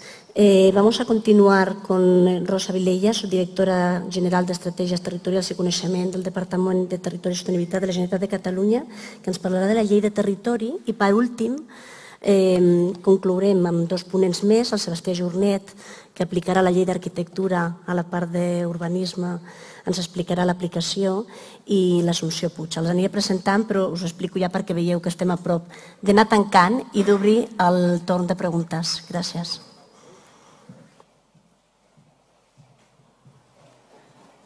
Hola, bona tarda. A diferència de la llei d'arquitectura, la llei de territori sí que va tenir tota una jornada sencera el passat divendres en aquest congrés, una jornada que va ser molt participada, realment hi havia molta gent, jo crec que desperta un interès aquesta llei que una mica supera les expectatives que un tindria que pot generar una cosa tan espessa com una llei, i entenem que segurament aquesta expectativa que va superar amb aquesta jornada, en la qual vam poder aprofundir en molts temes, perquè a diferència de la d'arquitectura estem en una fase una mica més preliminar i encara estem a temps de fer-hi debats, d'aprofundir-hi i de poder introduir moltes coses en aquesta llei que estem redactant, és pel fet perquè realment aquesta llei és necessària. És necessària perquè avui ens trobem que la legislació que tenim, que aquesta llei vol aglutinar, que és la llei d'urbanisme, la llei d'urbanitzacions, la legislació de paisatge i la legislació de territori, estan en unes fases que realment necessiten aquesta modificació, aquesta aglutinació en una sola llei. Ens trobem amb una llei de territori de l'any 83, però que ja tenim tots els instruments de territori que preveia aquella llei desplegats, amb el Pla General i els plans territorials parcials. Ens trobem amb una llei de paisatge que és molt més nova, però que també ha desplegat tots els instruments amb els catàlegs de paisatge i les directrius que tenia previstos. Tenim una llei d'urbanitzacions que només es va crear amb una finalitat de poder dotar aquestes urbanitzacions en dèficit d'un ajust econòmic que, a més, tampoc ha acabat de funcionar perquè molt poques d'aquestes urbanitzacions han acabat millorant les seves condicions d'urbanització, acabant els seus deures, i ens trobem amb una llei d'urbanisme que des de l'any 2002, en què es va realment renovar respecte a la legislació anterior, ha sofert un seguit de canvis molt importants, però segurament ens ha portat a tots nosaltres a una situació que no ens hi sentim gaire confortables els que hi treballem. Ens passem el dia i tenim estadístiques i tenim molts números, fent petites modificacions puntuals que més aviat semblen una mena de sudoku, una mena d'exercici complex per arribar a veure si amb l'encaix de tots els articles que hem acabat posant en aquesta llei, que cada any hem modificat, que cada any hem introduït canvis, complim o no complim els números. I per tant hem perdut una mica, moltes vegades també quan fem revisions de planejament general, hem perdut una mica el per què volem ordenar el territori per arribar a intentar ordenar el territori amb tot de components externs que ens arriben, legislació complexa, i acabem perduts en un mar de tramitacions, d'informes i d'articles que ens fan perdre una mica a on volem arribar amb l'ordenació del territori. La llei que volem fer és una llei que té dos principis bàsics. Un principi molt difícil d'atendre en una llei, que és el d'atendre la diversitat territorial, de poder arribar a que tots aquests teixits diferents, dinàmiques diferents i diferents territoris que té Catalunya, que és una comunitat, un país molt divers i per tant en el qual hi ha una diversitat territorial important, des d'una legislació puguem arribar a ordenar-ho de forma diversa tal com es mereix, i un segon principi que és intentar poder programar les actuacions, no planificar-les, però sí programar-les en el moment que toca i posant els objectius adaptats en aquell moment en què es desenvolupen les actuacions. Avui per avui tenim planejaments que daten des de l'any 76 al Pla General Metropolità fins a planejaments molt nous de fa un parell d'anys que ja estem modificant, que ja estem adaptant, perquè resulta que estem anant cap a programacions molt rígides amb una visió molt tancada de les ciutats i dels espais urbans que ens porten a pensar que coneixem tots els detalls del que passarà d'aquí un parell d'anys, cosa que com es pot veure és absolutament impossible d'aconseguir. Per tant, el per què volem fer aquesta llei de territori, jo crec que en aquesta jornada de divendres ningú ens va discutir que l'havíem de fer, i el per què està molt clar. Tenim dues raons molt bàsiques, amb una tercera que és aglutinar les tres lleis. La diversitat, el poder programar el planejament en el moment en què es desenvolupa i per tant acotar-lo més i afinar-lo més, i tirar-la endavant aglutinant aquestes quatre lleis en una per poder fer un pas endavant amb les que una mica han esgotat el seu recorregut i amb la d'urbanisme, potser la més gran, que és aquesta llei que hem hagut de modificar masses vegades i que per tant li hem de donar un nou aire i un nou impuls. Això ho fem amb aquests 10 objectius que s'han explicat molt i que no cal entrar-hi, que no tinc temps tampoc en aquests 5 minuts per entrar a explicar, però que a banda d'adaptar la diversitat del territori o posar el sòl en joc en el moment que toca, hi ha un tercer principi que potser sí que hi hem de parlar una mica més, que és el principi de prioritzar el reciclatge urbà.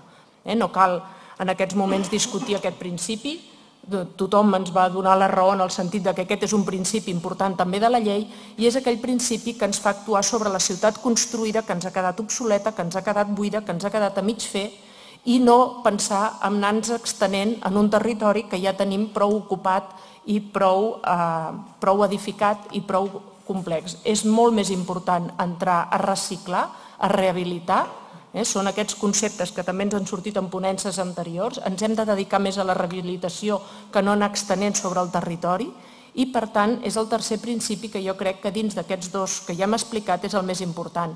Altres principis de la llei que el director general, l'Agustí Serra, divendres va explicar fins a arribar a aquells 10 principis, avui no tenim temps per extendre'ns, però són principis que són més instrumentals, més d'anar tancant temes menors i que segurament no tindria sentit que ara expliquéssim en 7 minuts. El que sí que té sentit és potser explicar com volem arribar a fer aquesta llei. Hem explicat una mica el per què, expliquem el què d'on volem arribar i el com d'on volem arribar és buscant que per l'ordenació territorial trobem aquests nous instruments de planejament que ens ajudin a partir que aquestes estratègies territorials, com hem batejat aquests nous instruments, aquestes estratègies territorials ens permetin, a partir de la planificació territorial que ja tenim, poder anar arribant de forma més vectorial, de forma més específica, a ordenar aquells aspectes territorials que la planificació territorial que avui tenim vigent encara no hi ha arribat. De manera que també ens permetin arribar a la diversitat del territori. Per tant, fer una llei que sent menys rígida doni peu a que, per la via de les estratègies territorials, puguem ordenar la diversitat del territori. En segon punt, jo crec que també és important explicar el com, de com la integració del paisatge la passaríem d'uns catàlegs que ens han arribat a definir quin és el model de paisatge que tenim, què tenim en el territori, aquest paisatge el volem integrar a la llei de manera que l'ordenació del que seran tots els espais oberts es faci a partir del paisatge, de les unitats de paisatge que generen aquesta unitat d'actuació sobre el territori d'espais oberts i, per tant, superant molt aquesta ordenació que avui fem des dels municipis amb aquests límits d'aquests 900 i pico municipis que tenim, límits que en el territori no es llegeixen i, per tant, integrar el paisatge als espais oberts per la via de fer una ordenació a partir d'aquestes unitats de paisatge, però també integrar el paisatge a tot el que seria l'ordenació dels assentaments urbans. Entenent que el paisatge urbà també és important, que el paisatge urbà l'hem d'integrar en el planejament com una eina molt important. El següent com ho volem fer, un cop hem integrat la llei de territori, hem integrat la del paisatge, tenim les estratègies d'ordenació territorial, pel que fa a l'actuació en els espais urbans, jo crec que és molt important diversificar dues coses. D'una banda, separar en el planejament urbanístic el que seria el pla estructura i el planejament de detall. En el pla estructura podrem retornar a donar valor a l'ordenació del territori sense estar tan acursetats pels temes de detall, de compliment d'estàndards, de compliment d'informes, sinó tornar a aixecar tot el que ha sigut aquestes revisions de planejament, uns mers instruments de posar al dia amb legislació actual, planificacions antigues, i poder tornar a pensar com ha de ser l'estructura de les ciutats, cap on van aquestes ciutats, aquests assentaments urbans, i per tant buscar que aquests plans d'estructura ens portin cap a una ordenació més generalista, més permanent amb el temps i que ens deixin una mica aquesta programació de les actuacions petites a un segon nivell de planejament amb tot un seguit de petites figures que són aquests plans locals d'actuació que es aniran programant amb el temps i que segurament és en aquestes on podrem superar tota aquesta mena de sudoku que tenim avui de compliment d'estàndards i poder adaptar cada una de les actuacions als requeriments que realment té sobre la ciutat, posant sobretot molt èmfasis en tot és el que el reciclatge urbà, la rehabilitació urbana i el tractament de tots aquests espais urbans que avui ens han quedat molt obsolets.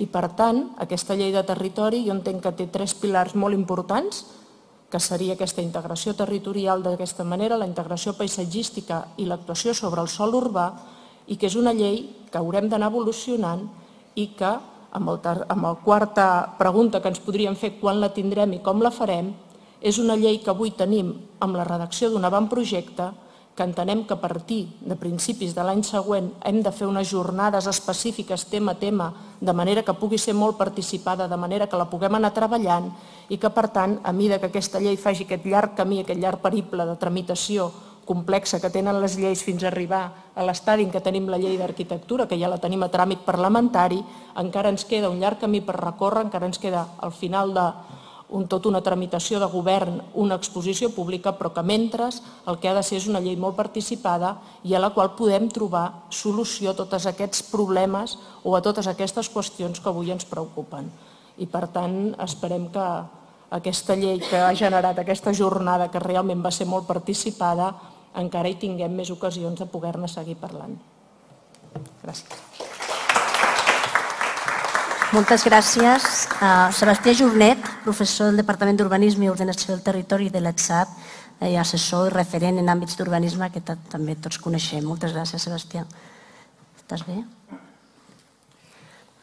Gràcies.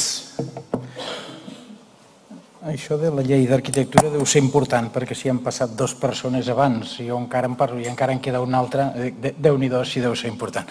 Quan em van demanar de parlar avui em van dir això és una mica un petxacutxa, són 420 segons i les imatges que vulguis. Total, que hem preparat una mica un petxacutxa. Això es passa d'aquesta manera? Ok, vinga. M'atreviria a dir que on som ara amb la llei d'arquitectura va començar el 9 de juliol del 2013. En aquesta mateixa sala Picasso, una mica diferent de com és ara, amb la conferència que en aquell moment el conseller de Territori i Sostenibilitat, ara conseller de Cultura, Santi Vila, va pronunciar amb un títol que deia l'arquitectura que ens distingeix, on va manifestar explícitament la voluntat de renovació i actualització de la vocació del lideratge públic de l'administració i això fer-ho de forma concertada amb la societat civil, amb el bon urbanisme i amb la bona arquitectura. ell va afirmar en aquell moment, hem passat d'una administració client a una administració absent. No cal recordar que no estem en el millor moment econòmic i tal vegada ara, jo crec que és la primera vegada a la història en el que el temps que se'ns obre per davant són una mica, no seran millors que l'època precedent. És allò que em deia el meu germà, Sebastià, em sembla que el món que els hi deixem als nostres fills no serà millor que el món que nosaltres vam rebre. I això no havia passat mai a la història. I és per això que ara més que mai cal aquest compromís de materialitzar una llei, la llei d'arquitectura, que destaqui aquest valor públic de l'arquitectura. Arquitectura entesa en un sentit ampli. Una llei que garanteixi l'element distintiu fonamental de la qualitat de vida de la gent, element distintiu i qualificador de la nostra identitat, que confiï en la força de l'urbanisme i en la força de l'arquitectura per millorar la qualitat de vida dels nostres veïns i veïnes i de nosaltres mateixos.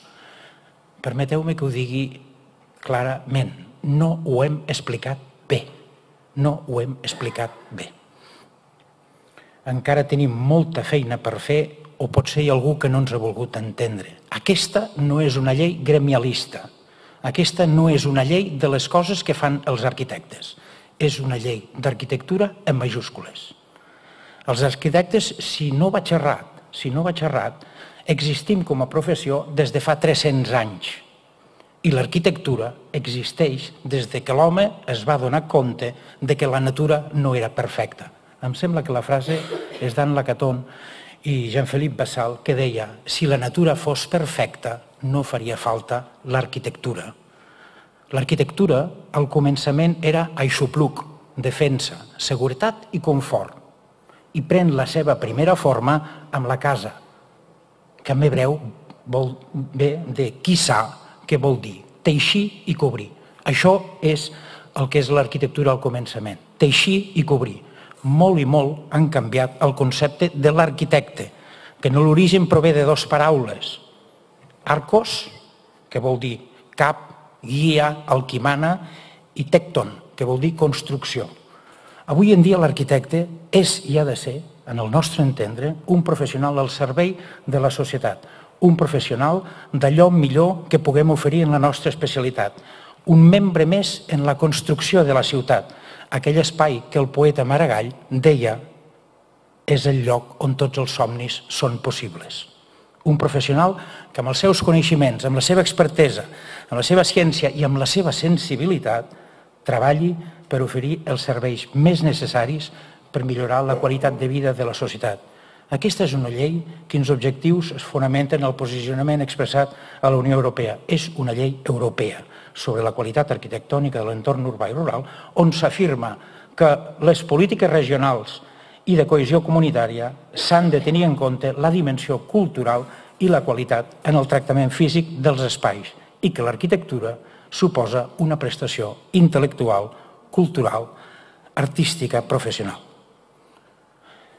El servei arquitectònic és, per tant, un servei professional, tant cultural com econòmic, amb el benentès que amb l'arquitectura com l'urbanisme requereixen una participació i col·laboració entre les diferents disciplines professionals, com l'arquitectura tècnica, les enginyeries tècniques, la sociologia, l'ecologia, l'economia, la geografia i l'advocacia, imprescindibles per la complexitat de tot el procés arquitectònic, urbanístic i paisatgístic, almenys així com ho fem en el nostre camp professional específic de l'urbanisme. Sincerament, crec que hem d'aprofitar aquesta llei, no tant per acabar amb la dictadura dels preus dels concursos públics, que també són paraules del conseller, no són meves, sinó que cal renovar el nostre compromís amb l'arquitectura amb un trident ètic, social i de qualitat. Un compromís ètic, tal com s'ha parlat amb la jornada d'aquest congrés sobre de la deontologia i el compromís professional i el compromís dels professionals. Un compromís ètic amb tres grans conceptes principi: responsabilitat, respecte i justícia. Un compromís social que també ha sortit en una nombrosa relació d'actes i jornades d'aquest congrés. Un compromís basat en la millora de la qualitat de vida, el treball constant en la supressió de les diferències i una aposta clara i agosarada per afavorir l'equilibri d'oportunitats entre tots, en especial dels més joves, que faci del nostre treball i de les nostres tasques una aportació a una societat més justa, més democràtica, més igualitària. I un compromís de qualitat que posi l'accent en els valors de la idoneïtat de les construccions, de la millora de les formes de vida, del foment del pas de veïns i veïnes a ciutadans de Pedret, en el respecte a la integració de l'entorn, amb la bellesa, com ha comentat abans l'Ignacio, l'interès artístic i la seva aportació al debat cultural, amb la sostenibilitat entesa amb un sentit ampli, tal com definia ja fa 30 anys en la Declaració Brundtland de les Nacions Unides, amb 3 pilars, el pilar social, el pilar econòmic i el pilar ambiental, que massa sovint ens oblidem dels 2 anteriors per referir-nos només quan ens referim a la sostenibilitat. La llei d'arquitectura és en si mateixa, de ben segur, una eina per al nostre compromís amb la societat i l'hem d'aprofitar. Una oportunitat en un temps nou que esdevindrà una bona notícia si entre tots plegats ho sabem aprofitar. Moltes gràcies.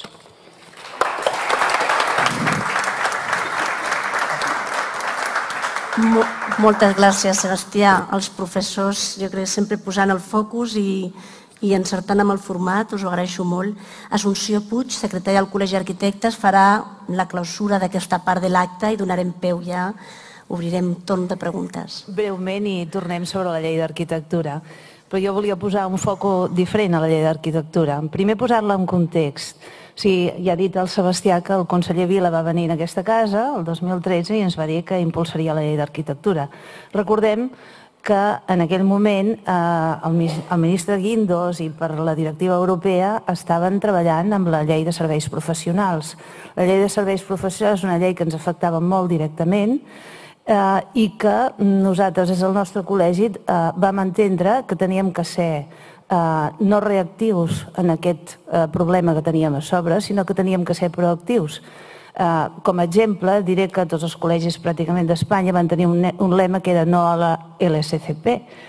Nosaltres teníem un altre lema, sí a l'arquitectura. Va estar molt de temps penjat, vam fer un acte aquí davant, per tant nosaltres vam enfocar i vam impulsar, vam parlar amb la conselleria, vam explicar que nosaltres necessitàvem una llei, que enteníem que la llei tenia que salvaguardar l'esperit de l'arquitectura i el conseller Vila la va acceptar molt bé. Per tant, des d'aquí, primer el nostre agraïment al conseller Vila, que va agafar l'entorça i va dir tirem endavant la llei d'arquitectura, i l'agraïment també a la consellera Rull, que l'ha assumit com a pròpia i que l'ha portat fins al Parlament i que en aquest moment està en tràmit parlamentari. Per tant, nosaltres des del col·legi creiem que és una llei absolutament estratègica. És una llei que posa sobre la taula una cosa que tots hem dit, que és l'arquitectura és un bé d'interès públic. O sigui, només per això ja podíem quedar-nos.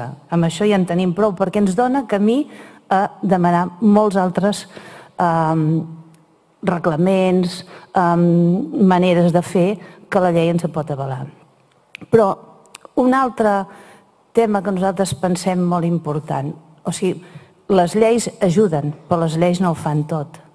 Què veiem en aquesta llei? Aquesta llei ens dona a curt termini coses que veiem molt clares, com per exemple actuar sobre els serveis de contractació d'arquitectura, que l'Ignacio ho ha explicat bé, no? Vull dir, ens afectarà i veurem com ens afectarà, perquè la llei estatal no ho permet, però en l'administració pública catalana potser trobarem una fissura perquè pugui afectar a la nova manera de contractar els serveis de l'administració.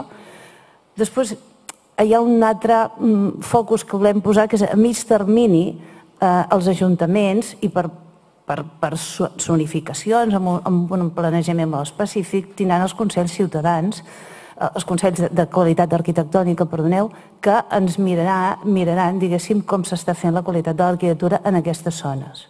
Per tant, pensem que això canviarà una mica la mentalitat també dels ajuntaments, dels promotors, o sigui, la percepció que tindrà.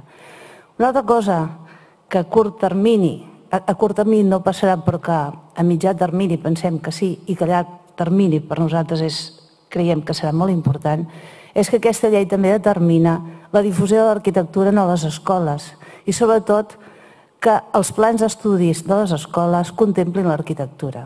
Per tant, com canviarem la percepció a partir de conèixer l'arquitectura des de la infantesa, conèixer-la i saber-la valorar. I això serà a llarg termini, però la base és aquesta llei. Per tant, nosaltres, jo crec que s'han dit prou coses, hem sigut 4 que hem sortit aquí a dir alguna cosa sobre la llei d'arquitectura, però des del col·legi sí que volíem dir que, primer, estratègicament nosaltres volem treballar proactivament, l'administració ha estat excel·lent i, per tant, tenim la llei en tramitació en el Parlament. No deixarem de continuar pensant que aquesta llei, quan s'apliqui, tindrà entrebancs i per part el suport del col·legi el tindrà, però pensem que aquesta llei ens dona una percepció, un canvi de percepció a llarg termini que serà molt important perquè després l'arquitectura aquest valor ja l'haurà adquirit a partir d'aquesta feina que s'ha fet i que, bueno, deixar constància una altra vegada, que agraïm molt a la Generalitat de Catalunya per haver-ho tirat endavant. I gràcies. I gràcies a tots els que han dit llei d'arquitectura.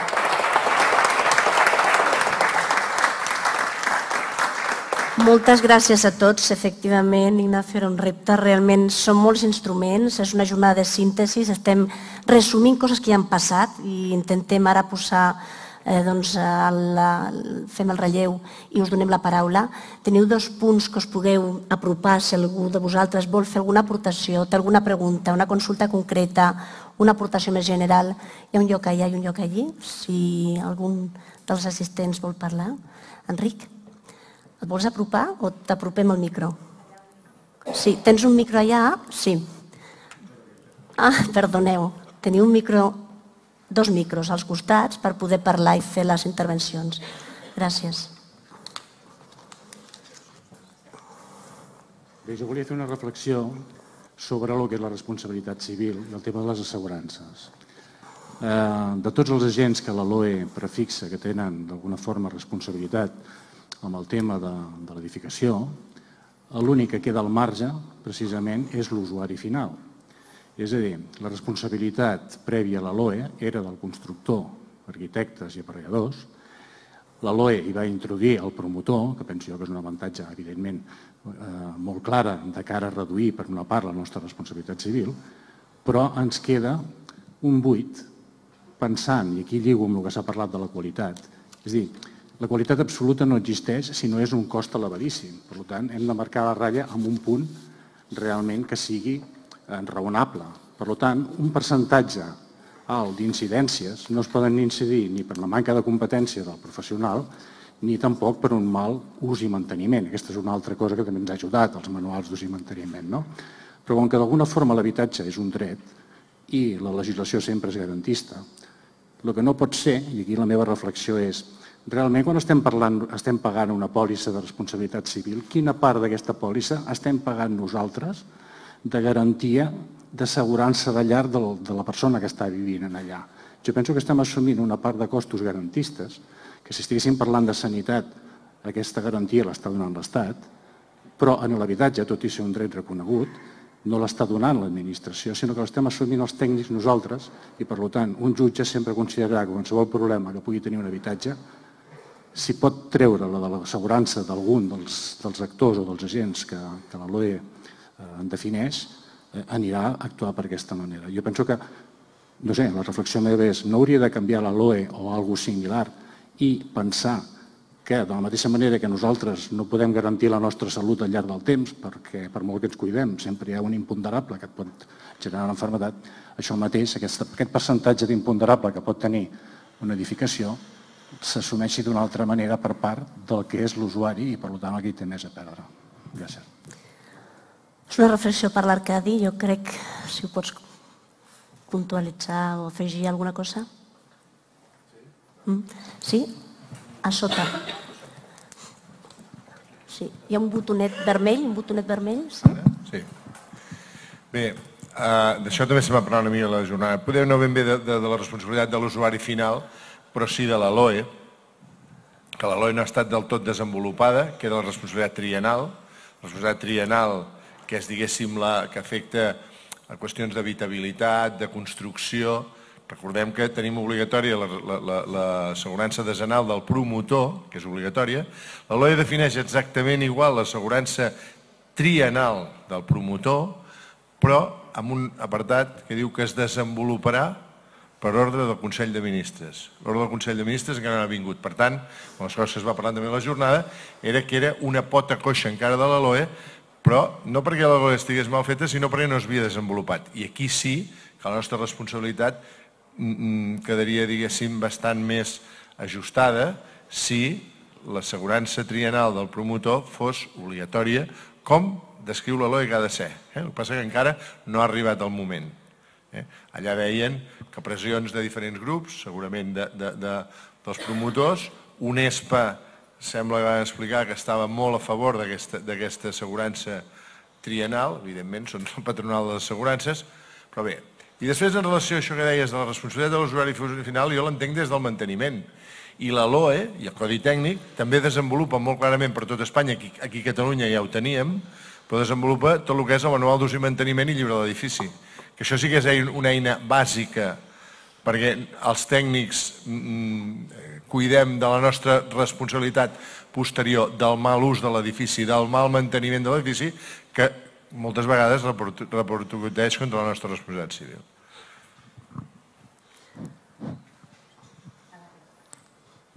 Sí? Endavant, perdona. Sí, volia fer dues observacions. La primera, que fa potser uns 15 anys jo havia anat com a delegat del Col·legi d'Arquitectes amb alguns ajuntaments per decidir el redactor quin equip s'emportava la redacció del Pla General d'aquell municipi. Imagineu-vos una taula de la sala de sessions de l'Ajuntament corresponent, en aquella època bàsicament eren alcaldes, hi havia regidors, regidores, representants dels col·legis professionals, advocats, enginyers, etc. I jo li deia al senyor alcalde, miri, d'aquests 8 o 10 expedients que hi ha damunt de la taula, 6 ja els pot treure. Per què diu? Per què? Dic, home, perquè estan per sota dels honoraris del Col·legi d'Arquitectes. I per tant, doncs, vostè com a alcalde, vostès com a equip de govern, han de voler el millor pel seu municipi. És com aquell que va al metge i diu, no, jo busco el metge més barat. No ho diu ningú, això. Jo busco el metge que em curi el meu familiar o a mi mateix. Doncs igual això, no? I no, ningú deia res. Els representants del col·legi d'enginyers, advocats, etc. I per tant, només ja parlàvem d'aquells 4 que havien quedat. Per què? Perquè els honoraris del Col·legi d'Arquitectes jo els posava damunt de la taula i m'eren una eina fantàstica. Jo penso que aquesta fórmula ens anava molt bé i aquest és un camí per mi interessantíssim. I la segona cosa que volia dir és que bé sigui la llei del territori o sigui la llei d'arquitectura, perquè jo una mica em perdo entre els dos marcs legals, no sé on estic, vull dir, l'arquitectura i el territori per mi formen part del mateix. A mi m'agradaria que les dues lleis o el que fos digués en el punt següent, en el títol, el sòl és un bé escàs i amb el sòl no s'especula. El sòl és un bé escàs i amb el sòl no s'especula. I la segona cosa, que quedés ben clar que qualsevol pla general que es faci en aquests moments de la Seu d'Urgell, de Terrassa, de Cardedeu, de Llinars, del poble que sigui, si no és intermunicipal és que estarà mal fet. La llei pot dir moltes coses i pot fer propostes les que siguin, però si hem d'avançar i hem de generar, diguem-ne, un element de ruptura i una eina nova amb els problemes nous, els planejaments ja no poden ser només municipals, han de ser intermunicipals. I si el marc legal ens ho impedeix, hem de canviar el marc legal. Gràcies. Moltes gràcies. Sí, endavant. Jo voldria fer un parell de comentaris que em sembla que me'ls ha trepitjat a l'agàpit, però ho diré perquè ho formulo d'una forma una mica diferent. Jo volia preguntar a la responsable de la llei del territori si havia pensat que en paral·lel s'havia de redactar la llei de finançament de municipis per desestressar el territori, que deixi de ser la font principal de finançament dels municipis i a partir d'aquí es pugui habilitar el territori que fa falta i no el que cal vendre per finançar el municipi, que ja està en la línia del que deia l'agàpit.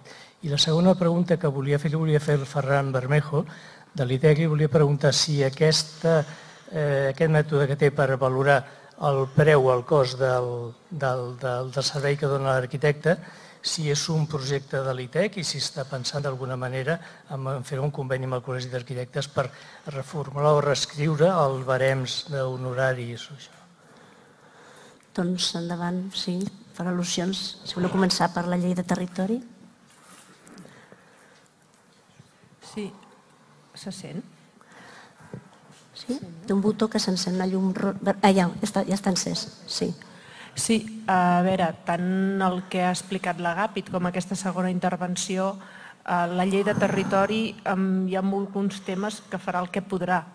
Tenim una legislació estatal que no podem modificar i pel que fa al planejament intermunicipal o supramunicipal, la llei intenta que això sigui possible, buscarà els mecanismes, però acaben sent mecanismes més voluntaris que altra cosa, perquè tornem a estar en què la col·laboració entre els diferents municipis, el no poder-hi haver per legislació catalana una unitat tampoc, una possible modificació de recaptació d'impostos, de repartiment de beneficis i càrregues intermunicipal, és voluntari el planejament plurimunicipal, la llei sí que l'incentiva, sí que intenta donar als municipis que tirin cap a aquesta via la possibilitat de poder avançar cap a aquest camí amb alguns incentius, però ens passa una mica el mateix que amb el finançament municipal. És obvi que el finançament dels ajuntaments no ha d'anar per la via de l'urbanisme o de la construcció, però tampoc hi tenim incidència des de les competències que tenim avui.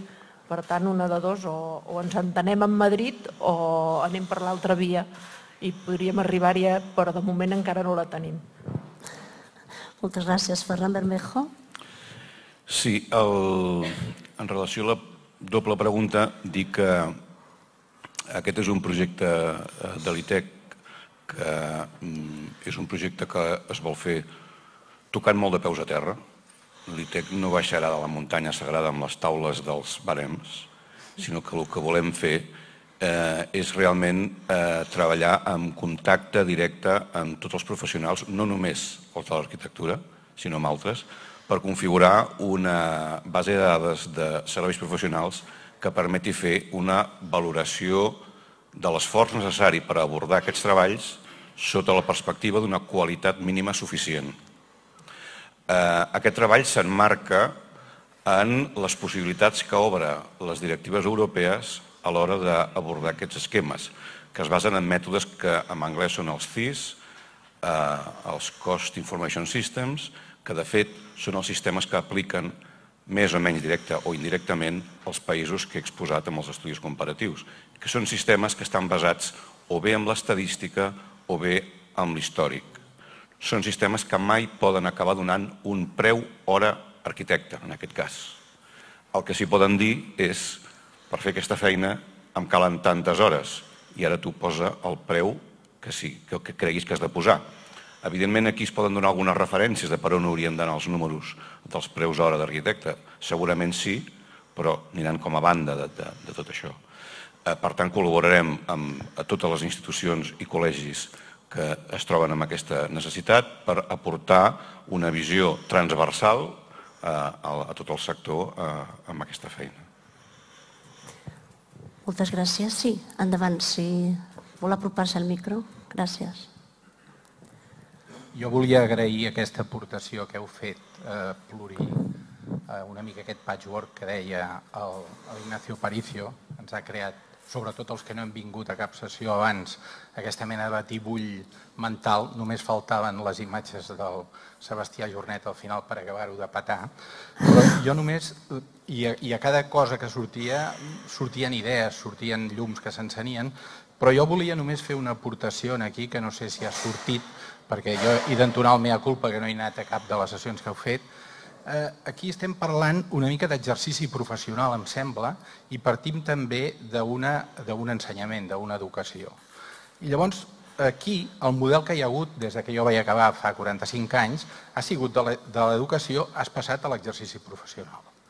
I quan acabaves la carrera, tu podies firmar qualsevol cosa, firmar, perquè moltes vegades, clar, el que passava és que demanaven que l'arquitecte firmés, com una professió protegida com totes les professions elitistes, que requeria una firma perquè algú que es volia aixecar una casa en un poblet, algú que feia aquella arquitectura tradicional, etc., necessités la firma d'un senyor que li cobrava alguna cosa per no anar-hi mai.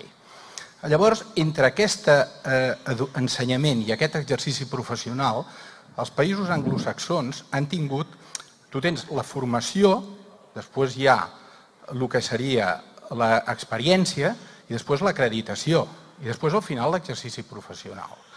I des de, no sé, els Estats Units, per exemple, el Consell Nacional d'Acreditació i Registre d'Arquitectes, en el que algú pot estudiar arquitectura, li pot agradar molt, i exercir de moltes maneres diferents a l'arquitectura, o la formació que ell ha obtingut com a arquitecte, però no vol dir que allò sigui el que fa allò l'arquitecto, que deies, el director de la construcció del fet tectònic.